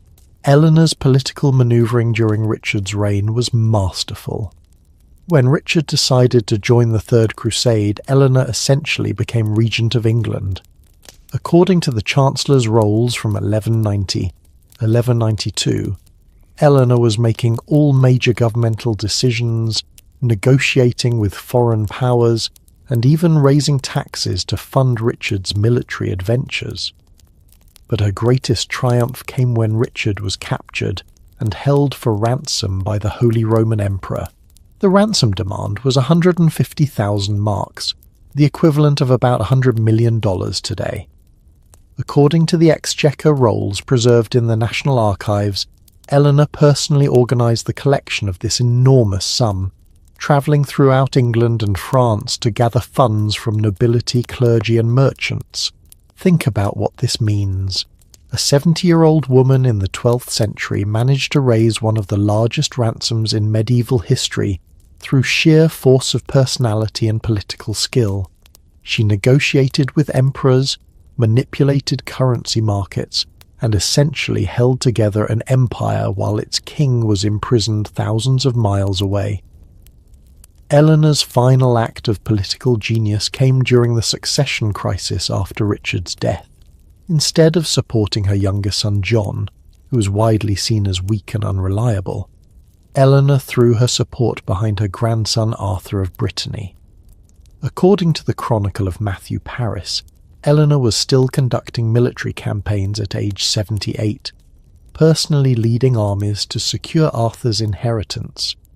When that effort failed and John became king anyway, Eleanor made one last strategic decision. According to her final letters, discovered in the archives of Fontevraud Abbey in 1962, she retired to the convent not out of religious devotion, but as a way to protect herself from John's paranoia and incompetence. Even in retirement, she was playing chess while everyone else was playing checkers. Eleanor died in 1204 at the age of 82, having outlived 2 husbands, most of her children, and countless enemies. Her tomb effigy at Fontevraud Abbey shows her holding a book, the perfect symbol for a woman who rewrote the rules of medieval politics through intelligence and determination. What strikes me most about Eleanor's story is how modern her approach to power feels. She understood that marriage was a business transaction, that loyalty was conditional, and that survival required constant adaptation. She was conducting realpolitik 8 centuries before Machiavelli wrote The Prince. But Eleanor's ruthless pursuit of power came at a personal cost that modern women might recognize all too well. According to various contemporary sources, she was estranged from most of her children, trusted by few, and constantly defending herself against accusations of unwomanly ambition. Sound familiar? Now, while Eleanor was conquering Europe through military might and political cunning, our next imperial woman was taking a completely different approach to power and passion. Josephine Bonaparte discovered that the best way to control Napoleon wasn't through armies or alliances. It was through making him desperately insecure about her love. Her strategy of strategic infidelity would drive the Emperor of Europe to distraction and ultimately contribute to his downfall. The man who conquered Europe couldn't conquer his own wife's wandering heart. While Napoleon was busy reshaping the map of the world, Josephine was conducting her own campaigns, love affairs that drove the emperor to such distraction that his generals worried about his mental state during crucial battles. But here's the twist that historians tried to hide for 2 centuries. Josephine's infidelities weren't weaknesses. They were weapons of psychological warfare more effective than any army.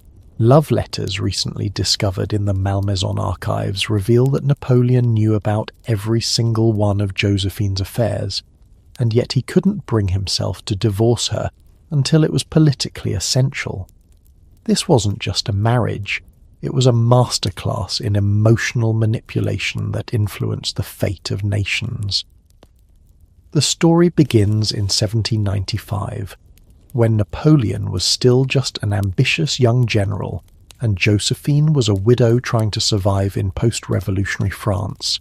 But according to letters discovered in her personal papers, housed at the Château de Malmaison, Josephine wasn't some vulnerable widow looking for protection. She was already the mistress of Paul Barras, one of the most powerful men in the French government, and she was using that relationship to secure her financial future. When Napoleon met Josephine at a salon party, he was immediately smitten. According to his aide-de-camp Auguste de Marmont's memoir, Memoirs of the Duke of Ragusa, published in 1857, Napoleon was completely transformed by his passion for Josephine. But Josephine, she was calculating.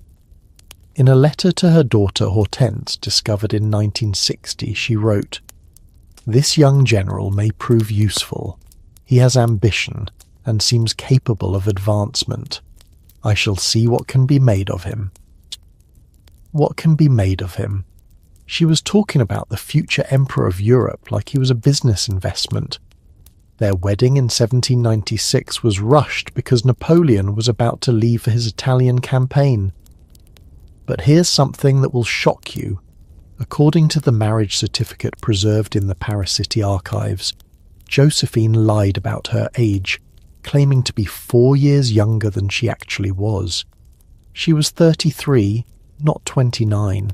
Napoleon, meanwhile, added 2 years to his age to seem more mature, so their entire marriage literally began with mutual deception. But Josephine's real genius revealed itself during Napoleon's absence in Italy. While he was winning spectacular military victories and writing her passionate love letters every single day, Josephine was having an affair with a young cavalry officer named Hippolyte Charles. According to police reports from 1797, discovered in the French National Archives, Charles was a frequent visitor to Josephine's apartments, often staying overnight when Napoleon was away. The love letters Napoleon sent during this period are almost painful to read. According to the collection published in Napoleon's Letters to Josephine by the Folio Society in 1974, he wrote things like, "I awake filled with you. Your image and the memory of last night's intoxicating pleasures has left no rest to my senses." Meanwhile, Josephine was barely writing back, and when she did, her letters were cold and formal. But here's where Josephine's strategy becomes clear. According to historian Flora Fraser's analysis in Josephine the Rose of Martinique, published in 2006, Josephine understood that Napoleon's obsession with her grew stronger the more unavailable she became. The less attention she gave him, the more desperate he became for her approval. Napoleon's spies eventually reported Josephine's affair to him while he was in Egypt in 1798. According to his stepson Eugène de Beauharnais' memoir, published in 1858, Napoleon's reaction was volcanic. He wrote to his brother Joseph, "I am disgusted with human nature. I need solitude and isolation. Glory fades. At 29, I have exhausted everything. Only Josephine's death could make me join them." He was literally talking about suicide because his wife was cheating on him. But instead of divorcing her, Napoleon decided to fight fire with fire. According to the diary of General Junot, published in 1891, Napoleon began his own affair with Pauline Belle-Isle, the wife of a junior officer. But the crucial difference, Napoleon's affair was revenge. Josephine's affairs were policy. When Napoleon returned from Egypt in 1799, Josephine wasn't even there to greet him. According to eyewitness accounts compiled by historian Philip Dwyer in Citizen Emperor, published in 2013, she was travelling with Hippolyte Charles and only rushed back to Paris when she learned Napoleon had landed. She arrived at their house on Rue de la Victoire to find the doors locked and Napoleon refusing to see her. What happened next shows Josephine's psychological mastery. Instead of apologizing or begging, she brought their children, Eugène and Hortense, to Napoleon's locked door and had them plead for their mother. According to Hortense's memoir, The Memoirs of Queen Hortense, published in 1927, Napoleon couldn't resist the children's tears and eventually opened the door. But Josephine didn't just ask for forgiveness. According to Napoleon's valet Constance's memoir, published in 1830, she told Napoleon that her affair with Charles meant nothing compared to her love for him, but that she needed to feel secure in his affection. She turned her infidelity into proof that Napoleon hadn't been loving her enough. The audacity is breathtaking, and it worked. Napoleon not only forgave her but became even more obsessed. According to the testimony of numerous courtiers compiled by historian Evangeline Bruce in Napoleon and Josephine, published in 1995, Napoleon would often interrupt important state meetings to write love notes to Josephine or to check on her whereabouts. But Josephine wasn't finished. Even after Napoleon became emperor in 1804 and she became empress, she continued her pattern of strategic infidelity. According to the memoirs of Madame de Remusat, published in 1880, Josephine had affairs with Count Tasha, Prince Murat, and possibly even Tsar Alexander III of Russia during diplomatic meetings. The most devastating affair was with Count Metternich, the Austrian ambassador. According to Austrian diplomatic archives, analysed by historian Alan Palmer in Metternich, published in 1972, Josephine may have been passing French military secrets to Austria through their relationship. Think about that. the Empress of France potentially committing treason through pillow talk. Napoleon knew. Of course he knew. According to his private secretary Baron Meneval's memoir, published in 1894, Napoleon often raged privately about Josephine's betrayals, but seemed incapable of taking decisive action.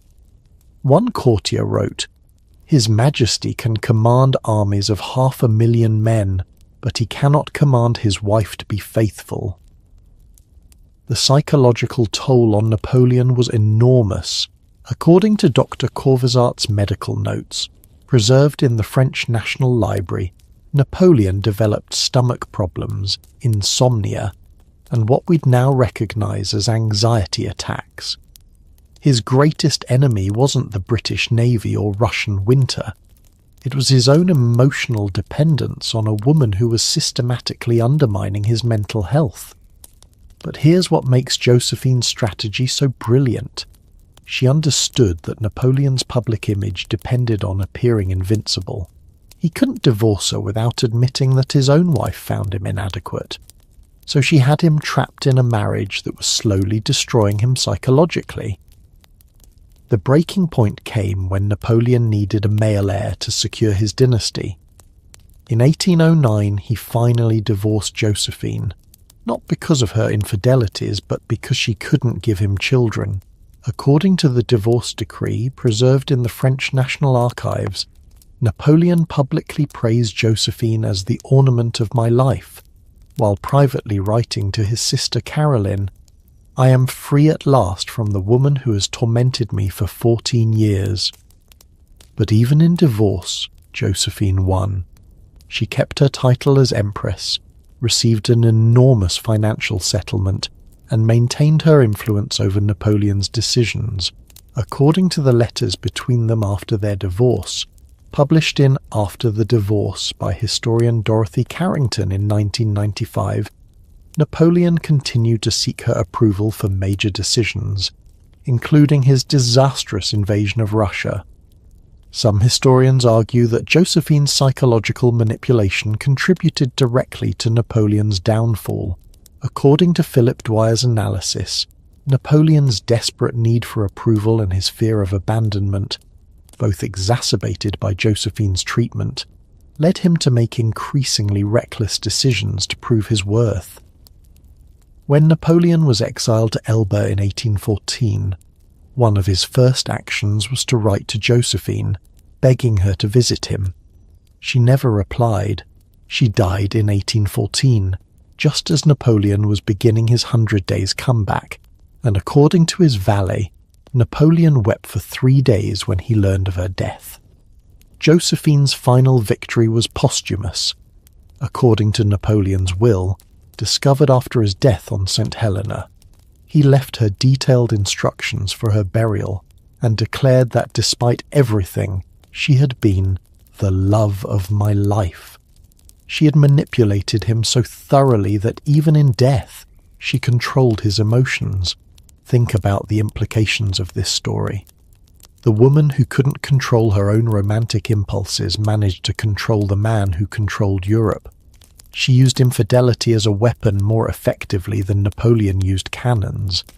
But while Josephine was demonstrating the power of strategic emotional manipulation in 19th century France, our next royal woman was facing an entirely different challenge in 20th century America. Grace Kelly thought she could have both Hollywood stardom and royal love, but she discovered that fairy tale endings come with a price that even Oscar winners might find too high to pay. The fairy tale that Hollywood sold us about Grace Kelly couldn't have been further from the truth. Yes, she was an Oscar-winning actress who married a prince and became a real-life princess. But letters discovered in her personal archives in 2018 reveal a woman who spent the last 26 years of her life trapped in what she called a beautiful prison, desperately trying to return to the career she gave up for love. The woman who seemed to have everything actually lost the one thing that mattered most to her, her identity. What's even more heartbreaking is that Grace knew exactly what she was giving up, and she did it anyway. Her final interview recording, sealed for 40 years and only recently released by the Monaco Palace archives, contain words that will break your heart. I thought I could have both worlds. I was naive enough to believe that love would be enough, but you cannot live on love alone when everything else that made you who you are has been taken away.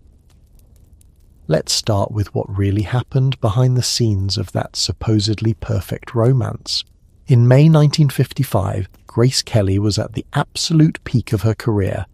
She had just won the Academy Award for The Country Girl, was making the equivalent of $800,000 per film in today's money, and was considered one of the most talented actresses of her generation. According to studio records from MGM, preserved in the Academy of Motion Picture Arts and Sciences archives, Grace had a 7-picture deal that would have made her one of the highest-paid actresses in Hollywood history. But then she agreed to participate in a photo shoot at the Cannes Film Festival that would change everything. The photos were meant to promote To Catch a Thief, but the French organisers suggested she also visit Monaco and meet Prince Rainier III for additional publicity shots. According to photographer Edward Quinn's account in Grace Kelly in Monaco, published in 1987, Grace was initially reluctant. She told him, "I'm not interested in meeting royalty for publicity. I'm an actress, not a showgirl."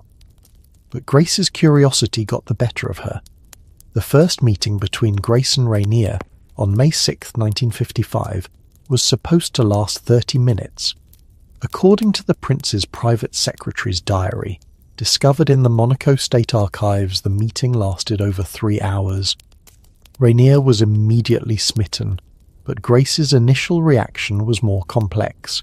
In a letter to her friend and fellow actress Rita Gam, discovered in Gam's estate in 2003, Grace wrote, "The prince is charming and certainly handsome, but there's something desperately lonely about him. Monaco feels like a beautiful stage set with no play being performed. I found myself wondering what it would be like to bring it to life." What Grace didn't fully understand was the financial pressure Rainier was under. According to Monaco's governmental records, analysed by historian William Stadium in A Place in the Sun, published in 2006, Monaco was essentially bankrupt in 1955. The casino was losing money, tourism was declining, and Rainier desperately needed something to restore Monaco's glamour and attract international attention. Grace Kelly was the perfect solution. But for Rainier, this wasn't just about love. It was about economic survival. According to diplomatic cables from the American Embassy in Paris, discovered in the National Archives, US officials were reporting that Rainier saw marriage to Grace as Monaco's salvation and the greatest publicity coup in modern royal history. The courtship that followed was orchestrated like a Hollywood production. According to Grace's personal secretary Prudence Glynn's memoir In and Out of Vogue, published in 2000, every meeting between Grace and Rainier was carefully planned, every photograph strategically released to build international excitement. Grace was essentially being courted by an entire country, not just a man. But the more time Grace spent in Monaco, the more she began to understand what royal life would actually mean.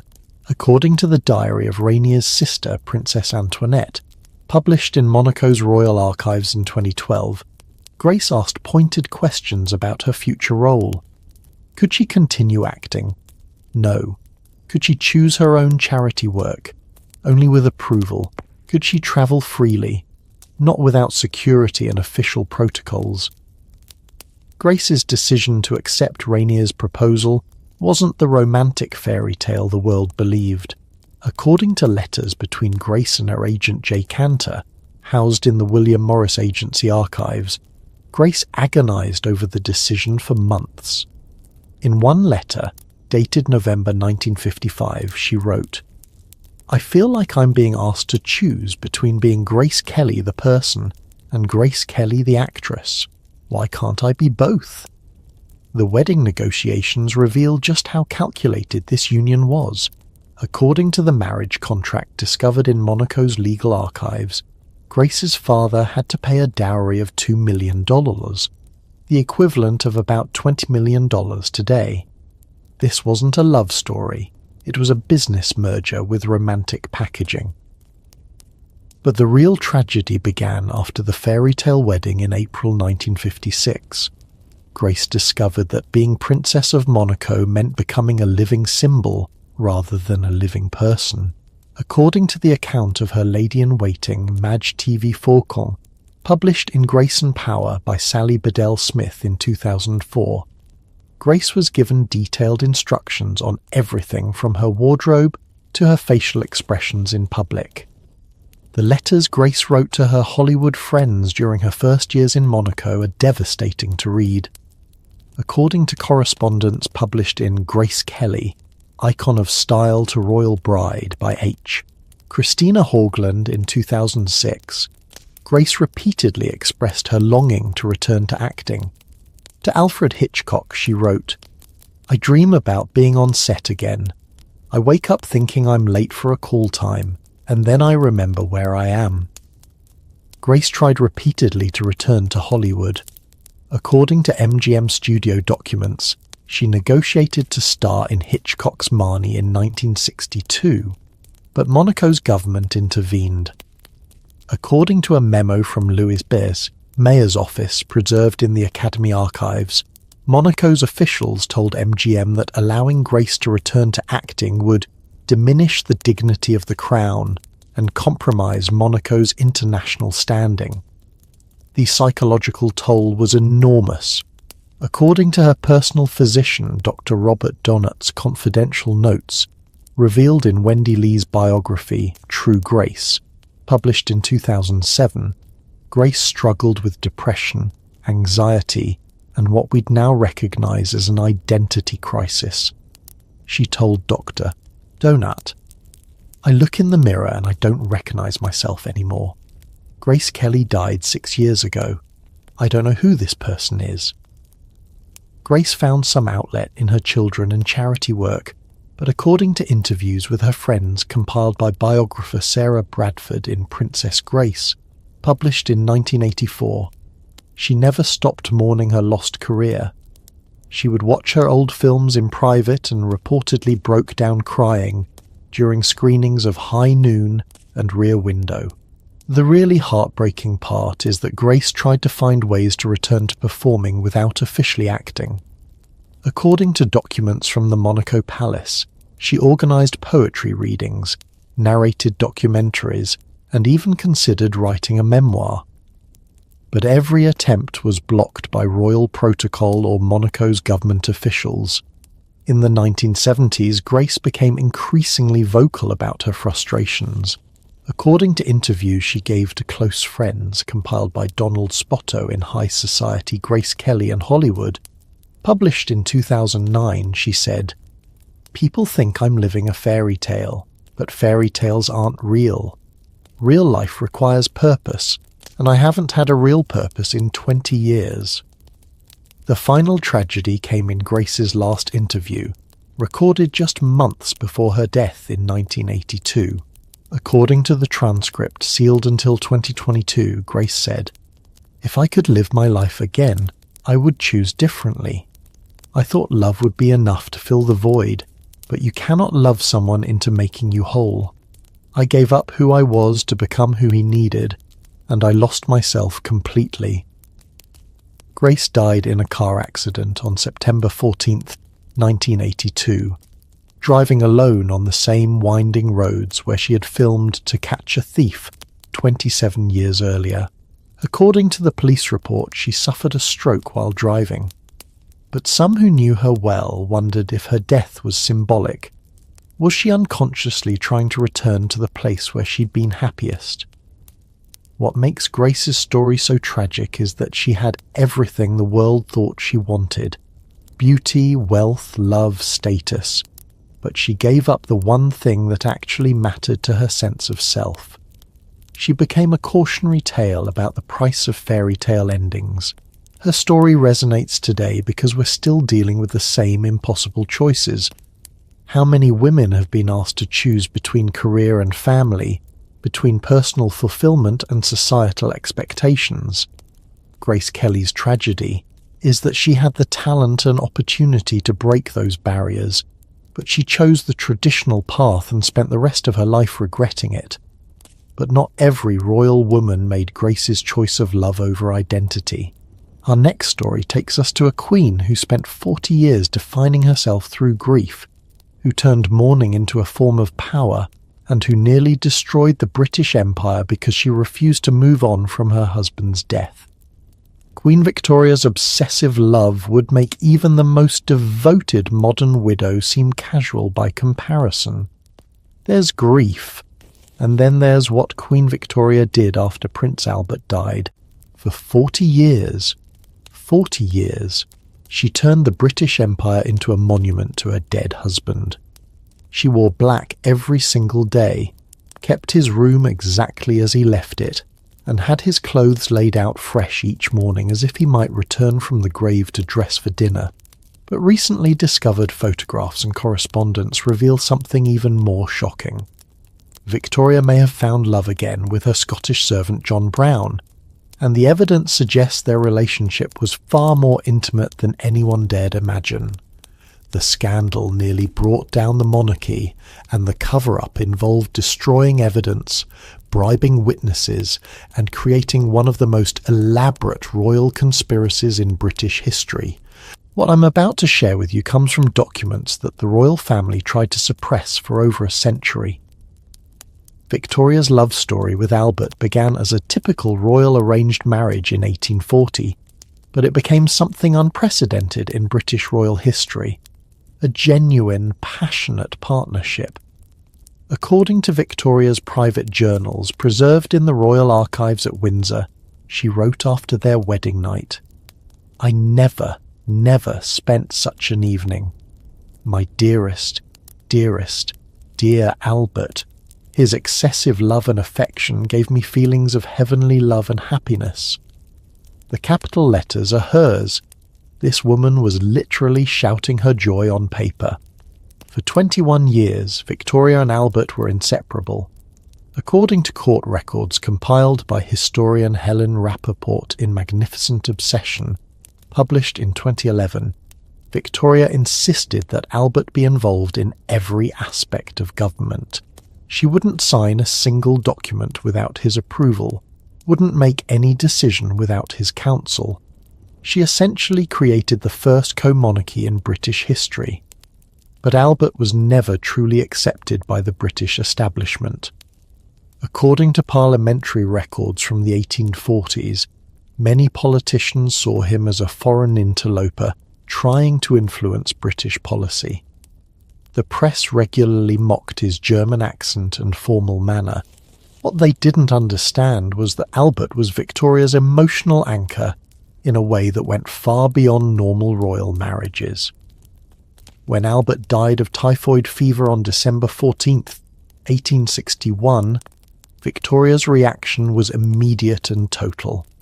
According to her lady-in-waiting, Lady Augusta Bruce's diary, published in Letters of Lady Augusta Stanley in 1927, Victoria's first words upon Albert's death were, "The world is gone for me." She wasn't being dramatic. She meant it literally.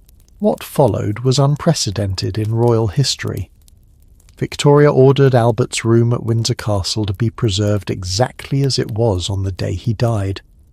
According to the detailed household records preserved in the Royal Archives, servants were instructed to continue bringing fresh water and clean towels to Albert's room every morning, to lay out his clothes each evening, and to dust his personal effects daily as if he were still alive. But Victoria's obsession went much further. According to the account of her private secretary Sir Henry Ponsonby, published in Henry Ponsonby, Queen Victoria's Private Secretary, by Arthur Ponsonby in 1942, Victoria began consulting Albert's spirit through séances. She had a medium named Robert James Lees conduct regular sessions at Buckingham Palace, where she claimed to receive messages from Albert about government policy. Can you imagine? The Queen of the British Empire was making political decisions based on advice from a dead man channeled through a spiritualist. According to Foreign Office records discovered in the National Archives, several ambassadors reported concerns to their governments about Victoria's mental state and her fitness to rule. The really shocking part is how Victoria's grief affected the entire British Empire. According to parliamentary attendance records, Victoria essentially stopped performing her royal duties. She refused to open Parliament, wouldn't attend state dinners, and declined to meet with foreign dignitaries. For over a decade, Britain was essentially ruled by a ghost government while their queen communicated with spirits. Public opinion turned against Victoria with remarkable speed. According to newspaper archives compiled by historian David Carnadine in Victoria's Century, published in 2017, by 1870 British papers were openly questioning whether Victoria should abdicate. The Republican movement gained serious momentum for the first time since the English Civil War. And then John Brown entered the picture. Brown was a Scottish gillie, basically a hunting guide, who had served Albert during the royal family's visits to Balmoral Castle. After Albert's death, Victoria became increasingly dependent on Brown for emotional support. According to the diary of Lady Ely, Victoria's Lady-in-Waiting, published in 1919, Brown was the only person who could make Victoria smile or coax her out of her darkest moods. But the relationship quickly became controversial. According to court gossip recorded in multiple sources, Brown began addressing Victoria by her first name in private, sitting in her presence without permission, and even contradicting her in front of other servants. For a monarch who demanded absolute deference from everyone else, Victoria's tolerance of Brown's familiarity was shocking. The rumours about their relationship reached a crescendo when Brown appeared in official court photographs. According to royal photographer Alexander Lang's account in Royal Photographs, published in 1978, Victoria insisted that Brown appear in formal portraits, standing beside her in positions traditionally reserved for royal family members. The photographs show Brown looking comfortable and confident beside the Queen, with an intimacy that was unmistakable. The British press began calling Victoria Mrs. Brown, implying that she had secretly married her Scottish servant. According to newspaper accounts from 1867 to 1870, compiled in Victoria and Her Scottish Servant by Raymond Lamont Brown in 1977, satirical publications regularly depicted Victoria and Brown as husband and wife, with Brown portrayed as the real power behind the throne. But the most damning evidence comes from recently discovered photographs in the Brown family archives. In 2003, descendants of John Brown's family revealed photographs that had been hidden for over a century. According to analysis by royal historian Helen Rappaport, these images show Victoria and Brown in poses that suggest genuine romantic intimacy, holding hands, sitting close together, looking at each other with obvious affection. There's also the mystery of the missing documents. According to the memoir of Victoria's son Edward VII, published in fragments in 1910, after Victoria's death in 1901, Edward ordered all of Brown's letters to Victoria to be destroyed. He also confiscated and burned Victoria's private journals from the years 1864-1883, precisely the period when her relationship with Brown was most intense. Why would Edward destroy his mother's private papers unless they contained something explosive? According to royal biographer A.N. Wilson's analysis in Victoria A Life, published in 2014, Edward was desperately trying to protect the monarchy from a scandal that could have destroyed it. The most intriguing evidence comes from Victoria's will. According to the probate records, Victoria left Brown an enormous bequest and arranged for his family to receive annual payments for life. But more significantly, according to court records discovered in the Scottish National Archives, Victoria arranged for Brown to be buried with one of her rings and a lock of her hair. The implications are staggering. Did Victoria, the moral authority of an entire empire, secretly marry her Scottish servant? Did the woman who spent 40 years mourning her dead husband actually find love again, but have to hide it because of class differences? According to Dr. Lynn Vallone's analysis in Becoming Victoria, published in 2001, the evidence suggests that Victoria's relationship with Brown was genuine and possibly romantic, but that it had to be conducted in absolute secrecy. Victoria couldn't admit to loving anyone after Albert without destroying her carefully constructed image as the devoted widow. The psychological toll of living this double life was enormous. According to the observations of court officials, compiled by biographer Elizabeth Longford in Victoria R.I., published in 1964, Victoria became increasingly isolated and paranoid during her later years. She trusted no one except Brown, and when he died in 1883, she fell into another period of deep depression. Victoria's 40-year period of mourning changed the British monarchy forever. According to constitutional historian Vernon Bogdana's analysis in The Monarchy and the Constitution, published in 1995, Victoria's withdrawal from public life established the precedent that British monarchs could be symbolic figures rather than active rulers. In trying to honour Albert's memory, she accidentally created the modern constitutional monarchy. But Victoria's story also reveals something profound about love and loss. She loved so deeply that she couldn't imagine life without that love, even when it meant sacrificing her duty, her reputation, and possibly her mental health.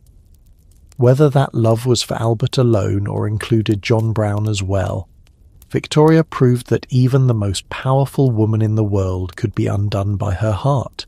Her story makes me wonder about the price of perfect love. Victoria and Albert had what many people dream of, complete emotional and intellectual partnership. But when Albert died, that perfect love became a prison that trapped Victoria for 4 decades. Is it better to love moderately and risk less, or to love completely and risk everything?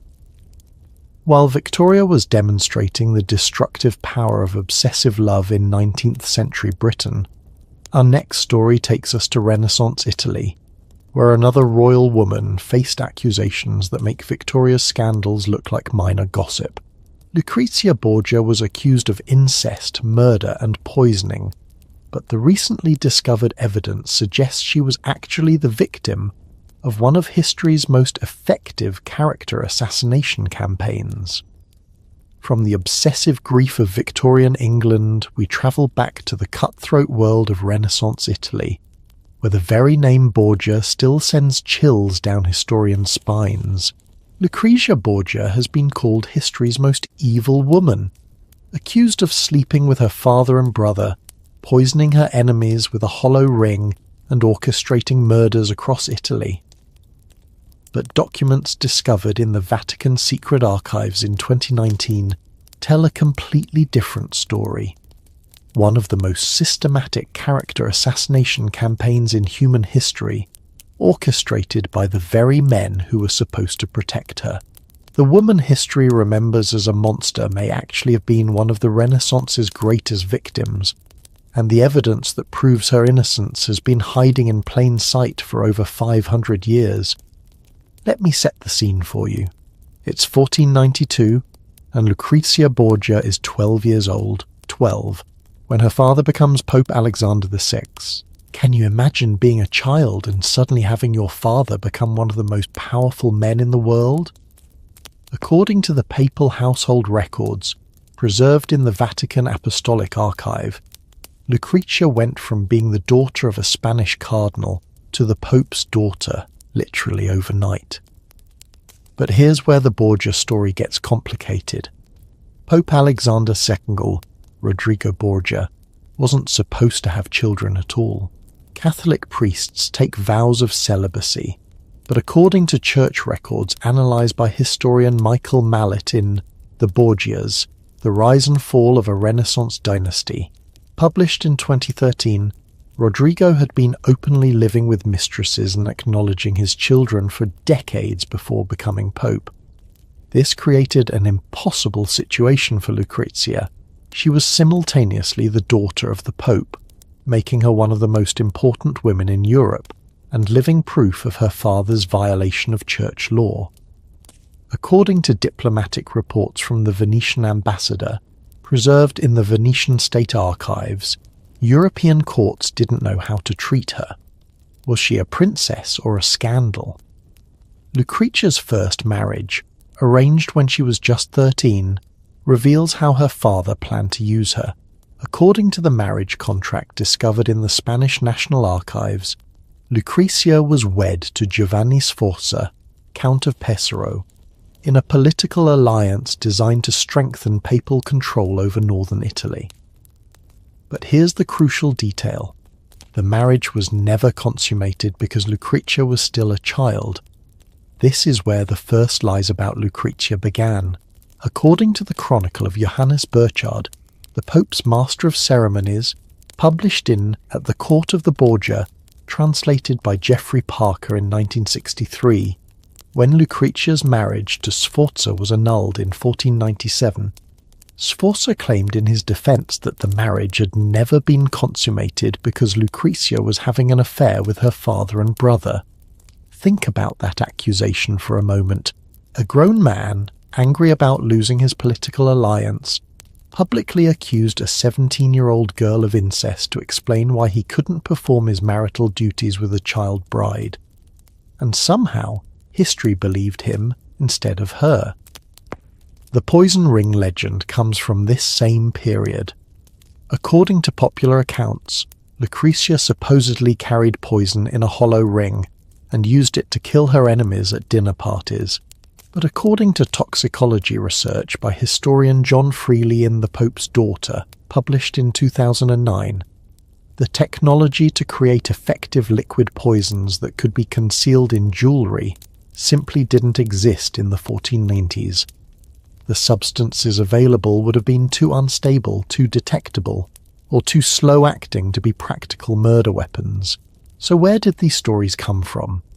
According to documents analysed by Vatican historian Sergio Pagano in I Borgia, published in 2019, many of the most damaging rumours about Lucrezia can be traced to specific political enemies of the Borgia family. The Orsini and Colonna families, traditional rivals of the Borgias, were paying chroniclers and poets to spread scandalous stories about Lucrezia throughout Italian courts. But the really devastating attack on Lucrezia's reputation came from an unexpected source, her own brother Cesare. According to letters discovered in the Estense archive in Modena, Cesare was deliberately spreading rumours about Lucrezia's sexual impropriety to make her marriages easier to annul when they were no longer politically useful. Think about the psychological horror of this situation. Lucrezia's own brother was destroying her reputation to serve their father's political ambitions. According to the account of Isabella d'Este, Marchioness of Mantua, preserved in the Gonzaga archive, Lucrezia confided to her, "I am trapped between my father's ambitions and my brother's cruelty. They use my body as a political tool, and my reputation as a weapon against their enemies." Lucrezia's second marriage to Alfonso of Aragon in 1498 was supposed to give her some happiness. According to contemporary accounts compiled by historian Maria Bellonci in Lucrezia Borgia, published in 1963, Lucrezia genuinely loved Alfonso and was devastated when he was murdered in 1500, almost certainly on orders from Cesare, who needed to change the family's political alliances. The murder of Alfonso reveals the true dynamic of the Borgia family. According to the testimony of witnesses preserved in the Roman criminal archives, Alfonso was stabbed in the street but survived the initial attack. While he was recovering in papal apartments under guard, someone strangled him in his sickbed. Lucrezia, who'd been nursing him personally, was conveniently sent away on the day he died. The evidence suggests that Lucrezia wasn't complicit in her husband's murder. She was deliberately removed from the scene so she couldn't prevent it. According to her letters to Isabella d'Este, discovered in 1987, Lucrezia wrote, "They have taken everything from me, my innocence, my reputation, and now my beloved. I am nothing but a pawn in games I never chose to play." Lucrezia's third and final marriage, to Alfonso d'Este, Duke of Ferrara in 1502, shows how completely her reputation had been destroyed by political propaganda.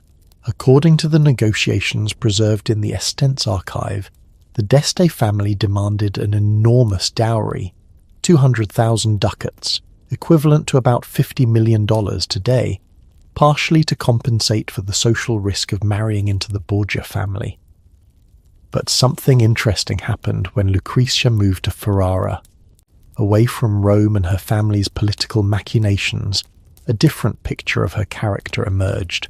According to the court records of Ferrara, analysed by historian Diane Ahl in Renaissance Ferrara, published in 2018, Lucrezia proved to be an effective administrator, a patron of arts and literature, and a devoted mother.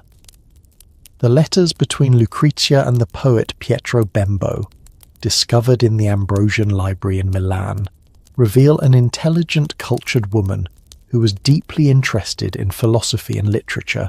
According to Bembo's correspondence, published in Letters of Pietro Bembo by the Italian Cultural Institute in 1987, he wrote, "The Duchess speaks of Plato and Cicero with more understanding than most learned men. Her reputation as a woman of vice is wholly at odds with her character as I have observed it." More damaging to her historical reputation, contemporary medical records from Ferrara, discovered in the city archives in 2003, show that Lucrezia died in 1519 from complications of childbirth, her 8th pregnancy. This hardly fits the image of a woman spending her time poisoning enemies and conducting incestuous affairs. The really tragic irony is that the character assassination campaign against Lucrezia was so successful that it overshadowed her genuine accomplishments. According to cultural historian Carolyn James in the Letters of Lucrezia Borgia, published in 2016, Lucrezia's surviving correspondence shows a woman who was actively involved in diplomatic negotiations, art patronage, and charitable works. But perhaps the most damning evidence against the traditional view of Lucrezia comes from an unexpected source.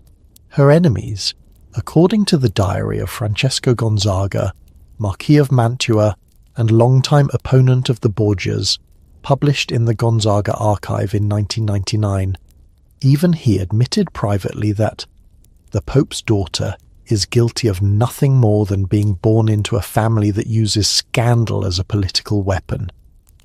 What emerges from the historical evidence is a picture of a woman who was systematically victimized by the men in her life, used by her father as a political tool, betrayed by her brother for strategic advantage, and ultimately destroyed by enemies who found it easier to attack the Borgia women than the Borgia men. The Lucrezia Borgia story reveals something disturbing about how history treats powerful women. When men are ruthless, they're called strategic. When they're promiscuous, they're called virile.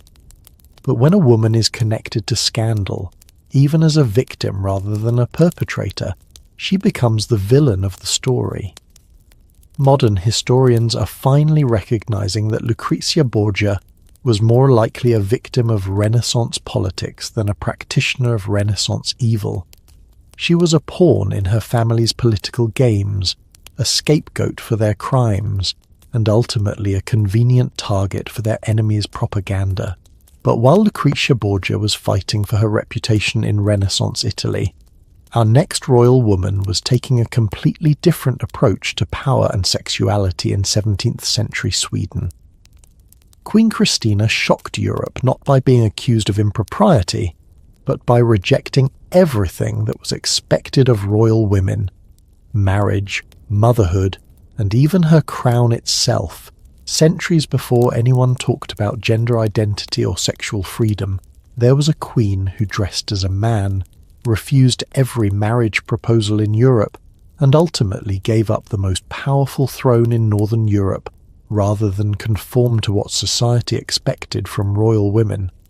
Queen Christina of Sweden didn't just break the rules, she rewrote them entirely, but recently discovered letters from the Vatican secret archives reveal that her decision to abdicate wasn't just about personal freedom. It was about a secret love affair that could have destroyed both the Swedish crown and the Catholic Church.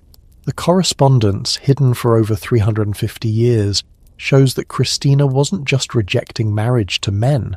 She was actively pursuing relationships with women, and the Pope himself was helping her cover it up in exchange for her dramatic conversion to Catholicism. Christina became Queen of Sweden in 1632 when she was just 6 years old, after her father Gustav Adolf died in battle. But unlike other child rulers who were controlled by regents, Christina was educated as if she were a male heir. According to the royal tutoring records preserved in the Swedish National Archives, she studied Latin, Greek, philosophy and military strategy, subjects typically forbidden to royal daughters. Her tutor, Johannes Matthei, wrote in his memoir The Education of Queen Christina, published in 1661, "Her Majesty possesses a mind that surpasses most men in its capacity for learning. She argues philosophy with the skill of a university professor and discusses military tactics with the knowledge of a seasoned general. I have never encountered such intellectual hunger in any student, male or female." But Christina's unconventional education created an unconventional queen. According to court records analysed by historian Veronica Buckley in Christina, Queen of Sweden, published in 2004, Christina began asserting her independence almost immediately upon taking real power at age 18. Her first act was to reject the marriage proposal from her cousin Charles Gustav, who'd been designated as her future husband since childhood. The Swedish Parliament was horrified. According to parliamentary records from 1644, preserved in the Riksarkivet, the nobles pleaded with Christina to marry and produce an heir. The official transcript records Christina's response: "I was born free, and I intend to die free. Marriage is a form of slavery that I will not accept, regardless of the political consequences." But Christina's rejection of marriage wasn't just about independence. It was about something much more personal. According to letters discovered in the Drottningholm Palace archives in 1982, Christina had developed intense emotional attachments to several ladies of her court, particularly Countess Ebba Spare. The letters between Christina and Ebba, written in a private code that wasn't deciphered until the 1990s, reveal a passionate relationship that went far beyond friendship. In one letter, dated 1647, Christina wrote, "My dearest Belle," her pet name for Ebba, "you are the sun around which my world revolves. Without you I am nothing but darkness and cold. When we are apart I count the hours until I can hold you again." These weren't the casual endearments of female friendship in the 17th century, they were love letters. According to analysis by gender historian Lena Rangstrom in Kläder för tid och evighet, published in 2016, Christina's correspondence with Ebba contains language typically reserved for romantic relationships between men and women. But Christina's most shocking behaviour was her adoption of masculine dress and mannerisms.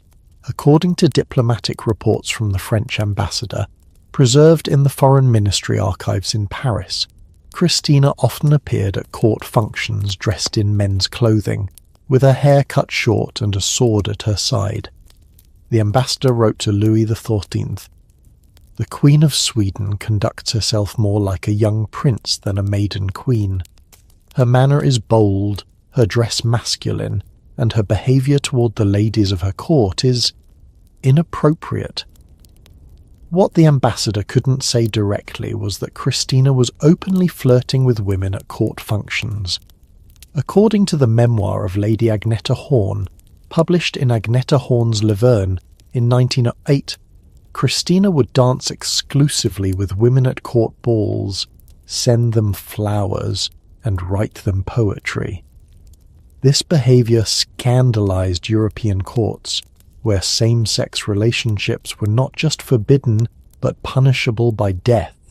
The pressure on Christina to marry intensified as she entered her 20s.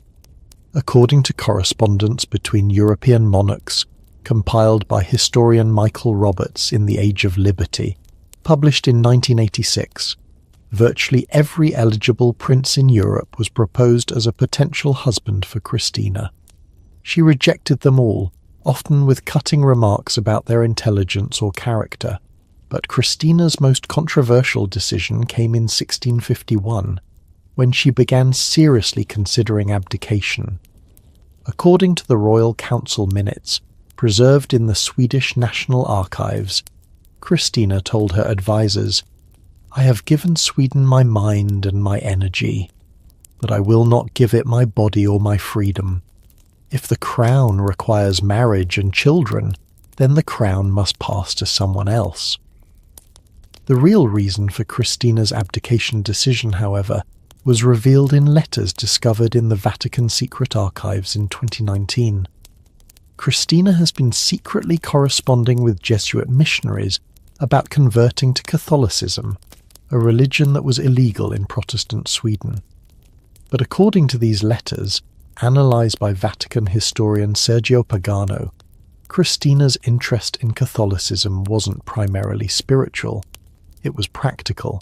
The Catholic Church, unlike Protestant denominations, had a long tradition of powerful women who remained unmarried. Nuns, abbesses, and female mystics who wielded significant religious authority without requiring husbands or children. Christina saw conversion as a way to maintain power and independence outside the constraints of royal marriage. But the Vatican letters reveal something even more intriguing. Pope Innocent himself was apparently aware of Christina's romantic preferences and was willing to overlook them in exchange for the propaganda victory of converting a Protestant queen. In a coded letter dated 1653, the Pope wrote, "We understand that your Majesty's nature requires special considerations, which our Church is prepared to accommodate discreetly." Christina's abdication in 1654 was one of the most dramatic scenes in royal history. According to eyewitness accounts compiled by historian Susanna Uckerman in Queen Christina of Sweden and Her Circle, published in 1991, Christina appeared before the Swedish Parliament wearing a simple black dress instead of royal robes. She removed her crown with her own hands and declared, "I return to you this crown that has never truly fit me. May it rest more easily on worthier heads." After her abdication, Christina moved to Rome, where she lived openly as a Catholic convert and patron of the arts. But according to household records from her Roman palazzo, discovered in the Vatican archives, Christina continued to maintain relationships with women and to dress in masculine clothing when not appearing in public. The really shocking part comes from Christina's will, discovered in the Corsini family archives in 1987. She left the majority of her wealth not to any male relative or religious institution, but to her female companion Azzolina Bernardini, with whom she had lived for nearly 20 years. The will describes Azzolina as the comfort of my exile and the companion of my heart. Christina's story is remarkable because she found a way to live authentically in an era when such authenticity could have meant death. She gave up a crown to be true to herself, but she also found a way to maintain power and influence through the Catholic Church's protection. What strikes me most about Christina's story is how modern her struggle feels. She was fighting battles about identity, sexuality, and women's autonomy that we're still fighting today. She refused to be defined by other people's expectations about what a woman should be. even when those expectations carried the weight of royal tradition and religious law. Christina died in Rome in 1689, having lived freely for 35 years after her abdication. According to her epitaph, written by herself, she wanted to be remembered as Christina Alexandra, who lived as she chose. Not as a queen, not as a woman, not as a Catholic, but as a person who refused to let others define her identity. But while Christina was pioneering personal freedom in 17th century Europe, our next story brings us to a woman who used a completely different kind of freedom, the freedom to seduce, to spy, and ultimately to die for her choices. Mata Hari danced her way into the beds of European royalty, but the price she paid was accusation of espionage and a firing squad that may have executed an innocent woman.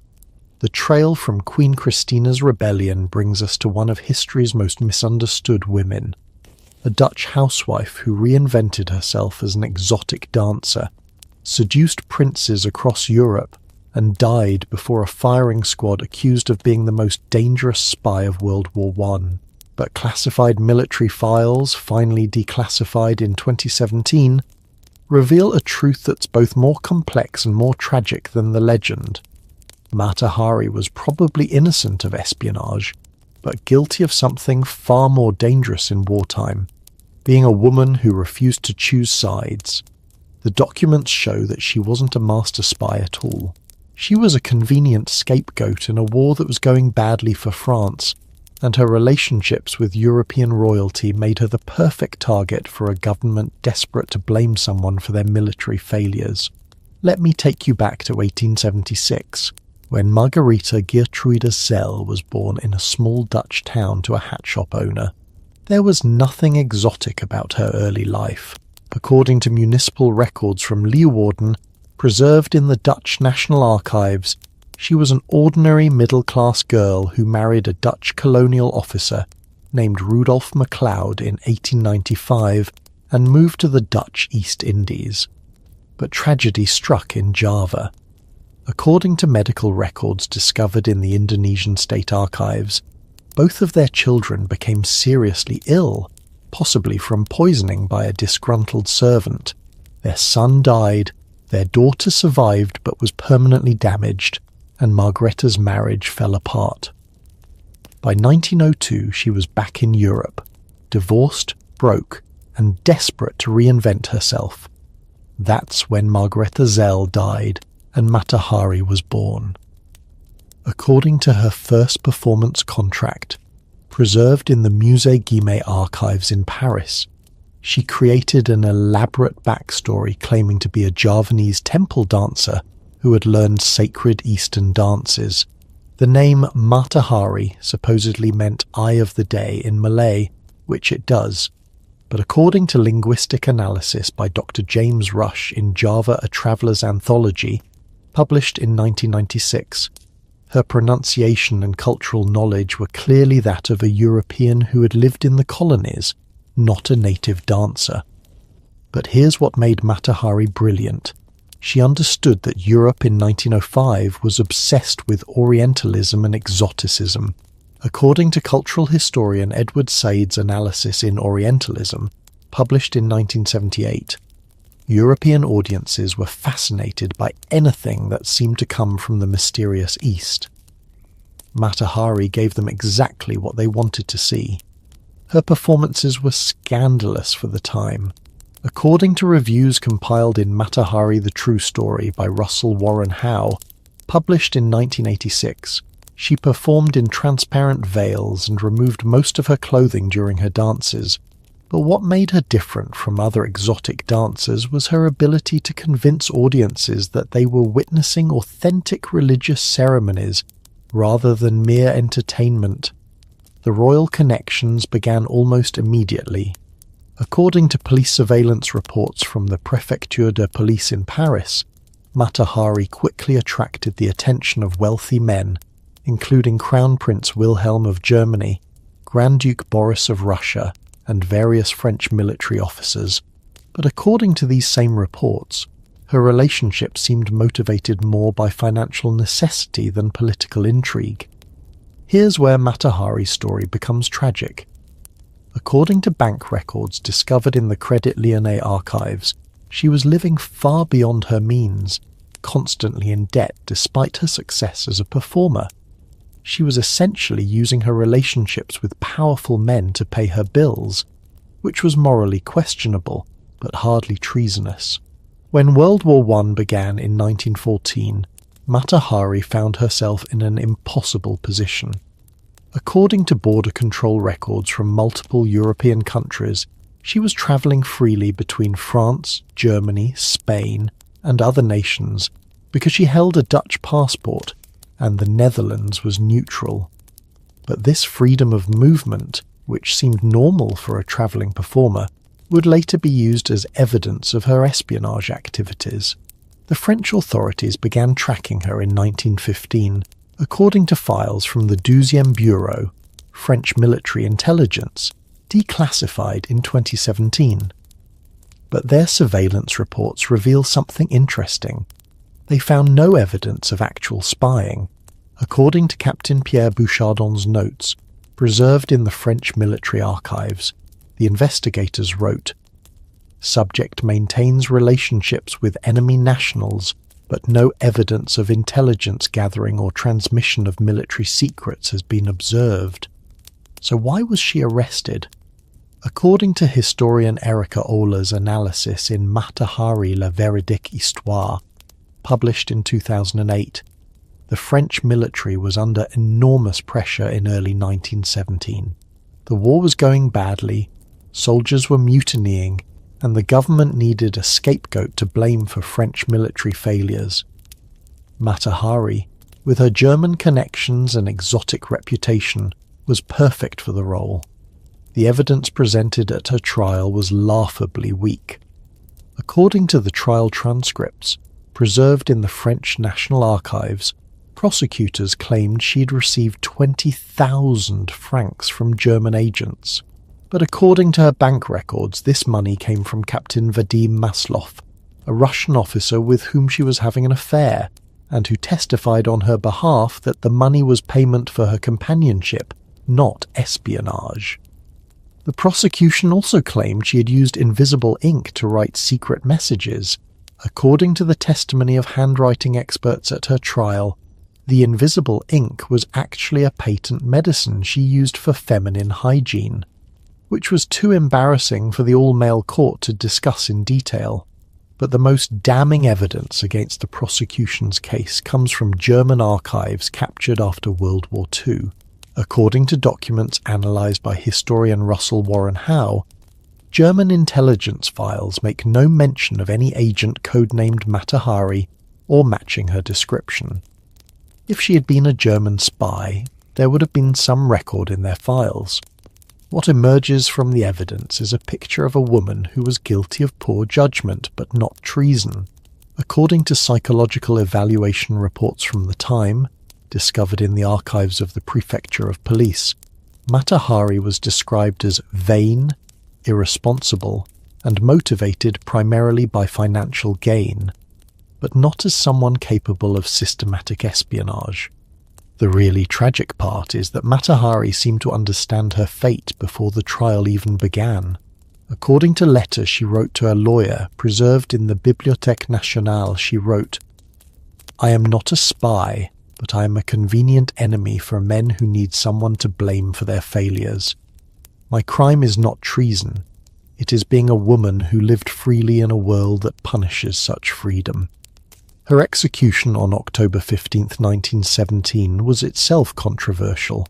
According to eyewitness accounts compiled by historian Alain Presley in Mata Hari, Femme Fatale ou Bouc Émissaire, published in 2003, she refused the traditional blindfold and faced the firing squad with remarkable composure. Her last words, according to multiple witnesses, were, "I am not afraid to die, but I am sorry to die for crimes I did not commit." But here's the most shocking revelation from the recently declassified files. According to a confidential memo from French intelligence, dated 1949 and discovered in 2017, French authorities knew within 5 years of her execution that they had probably killed an innocent woman. The memo, written by a remorseful intelligence officer, stated, "Review of evidence suggests Mata Hari was guilty of indiscretion but not espionage. Her execution served political purposes but not justice." The French government kept this knowledge secret for over a century. They allowed the legend of Mata Hari the master spy to persist because admitting their mistake would have been too embarrassing and politically damaging. Mata Hari's story reveals something disturbing about how wartime paranoia targets women who don't conform to social expectations. She was executed not for what she did, but for who she was. A sexually liberated woman who refused to restrict her movements or relationships based on national boundaries. In our modern world of international travel and global relationships, Mata Hari's crime of maintaining friendships across enemy lines seems perfectly normal. But in 1917, such behavior was seen as evidence of disloyalty. She was literally killed for being too cosmopolitan. Her legacy reminds us that during times of crisis, societies often sacrifice their most vulnerable members to maintain the illusion of control. Mata Hari danced with princes, but she died as a commoner, abandoned by all the powerful men who had once sought her company.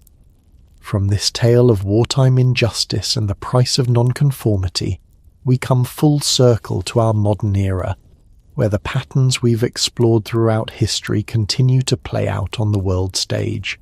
Our final story examines how royal scandals have evolved in the age of social media, 24-hour news cycles, and global celebrity culture, and what the ancient lessons of love, power, and survival mean for royal women today.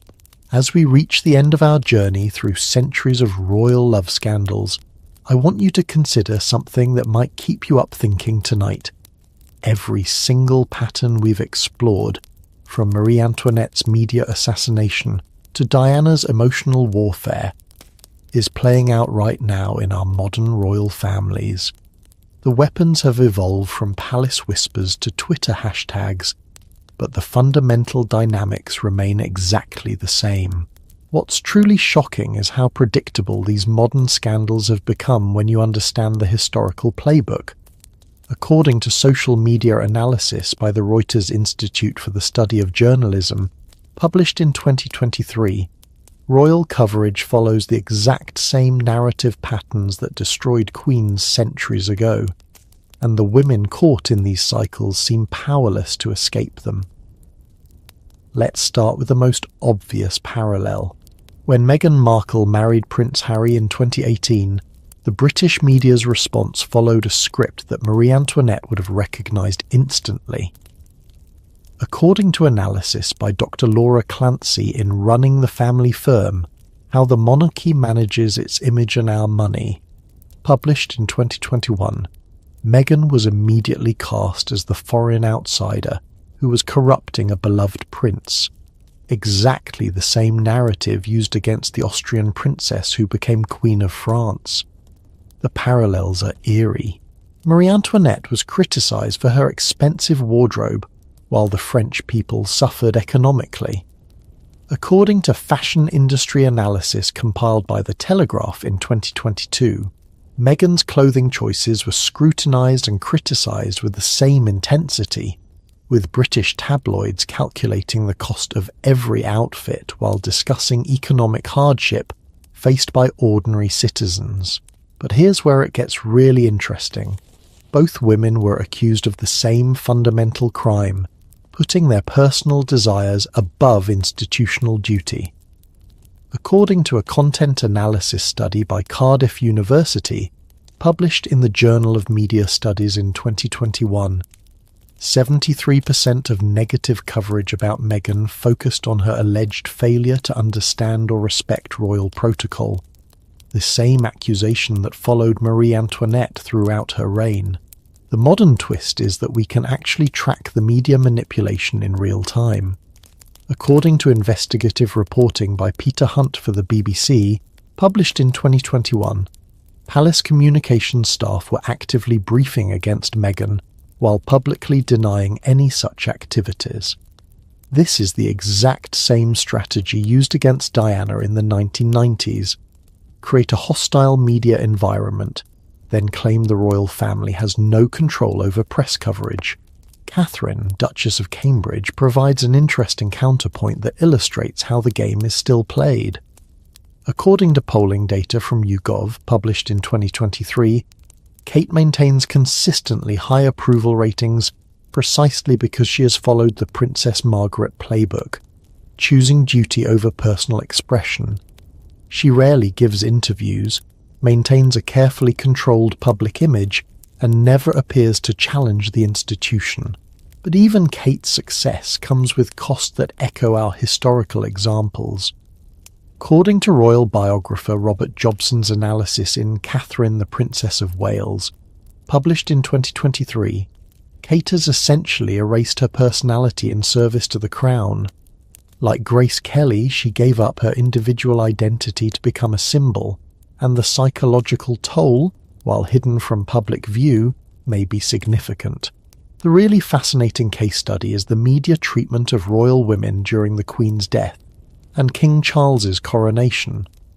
According to research by the Reuters Institute, during these major royal events, coverage of female royals focused overwhelmingly on their appearance, emotional reactions and relationships, while male royals were discussed in terms of their roles and responsibilities.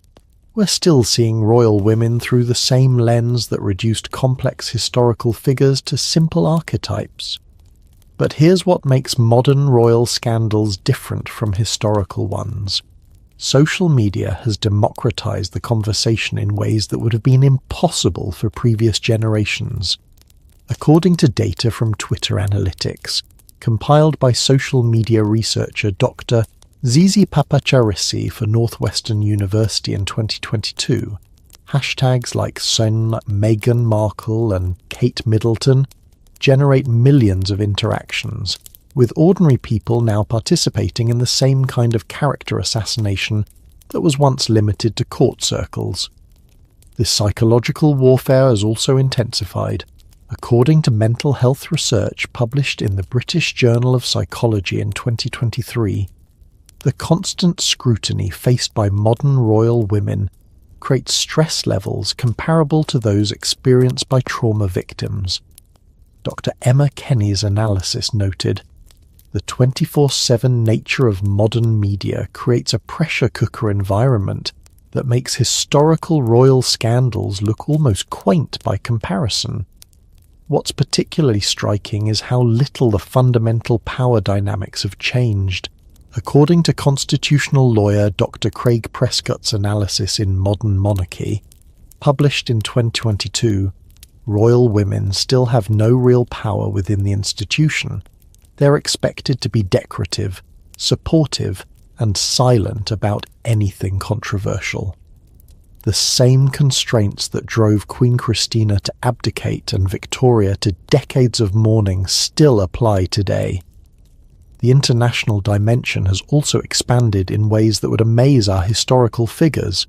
According to global media analysis by the Pew Research Center published in 2023, royal scandals now play out across multiple continents simultaneously. Meghan and Harry's interviews and documentaries reached audiences that Catherine the Great could never have imagined, but they also faced criticism from media outlets in dozens of countries. But perhaps the most important lesson from our historical journey is this. The women who survived and thrived were those who understood the game and found ways to play it on their own terms. Cleopatra used her intelligence to outmaneuver more powerful opponents. Catherine the Great turned her love affairs into instruments of statecraft. Eleanor of Aquitaine built her own power base independent of any husband. The modern royal women who seem most successful are those who have learned these historical lessons.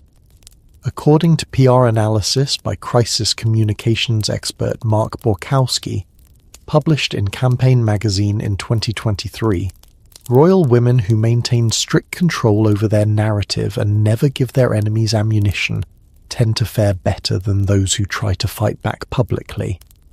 What does this mean for the future? According to demographic research by Dr. Christy Govella for the Atlantic Council, published in 2023, younger generations are increasingly skeptical of monarchy as an institution. The same social changes that eventually made royal divorces acceptable and female succession possible are now questioning whether hereditary privilege makes sense in a democratic society.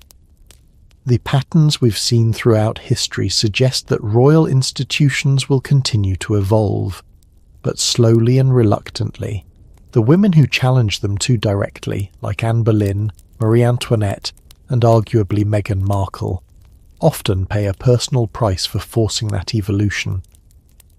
But their sacrifices make it easier for the women who come after them.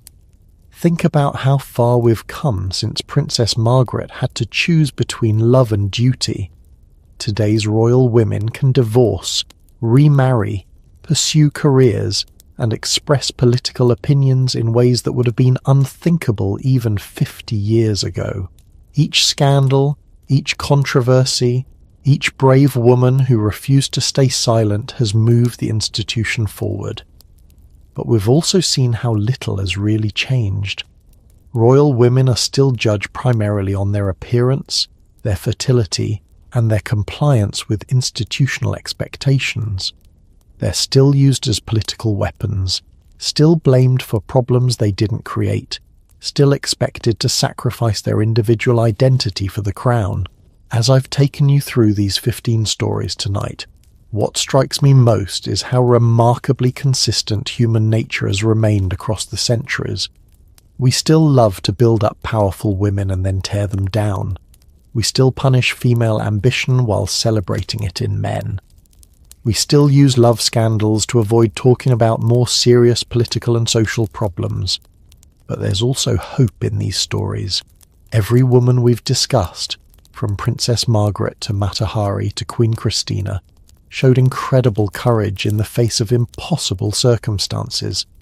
They prove that individual women can change history, even when the odds are stacked against them. So as you drift off to sleep tonight, remember this. The next time you see a royal scandal unfolding in the news, you're not just watching gossip. You're witnessing the continuation of patterns that have shaped human civilization for over 1,000 years. The names and faces change, but the fundamental struggle between individual desire and institutional power continues. Thank you for joining me on this incredible journey through the secret scandals and hidden love stories of royal women throughout history. I hope these tales have given you new perspectives on both our past and our present.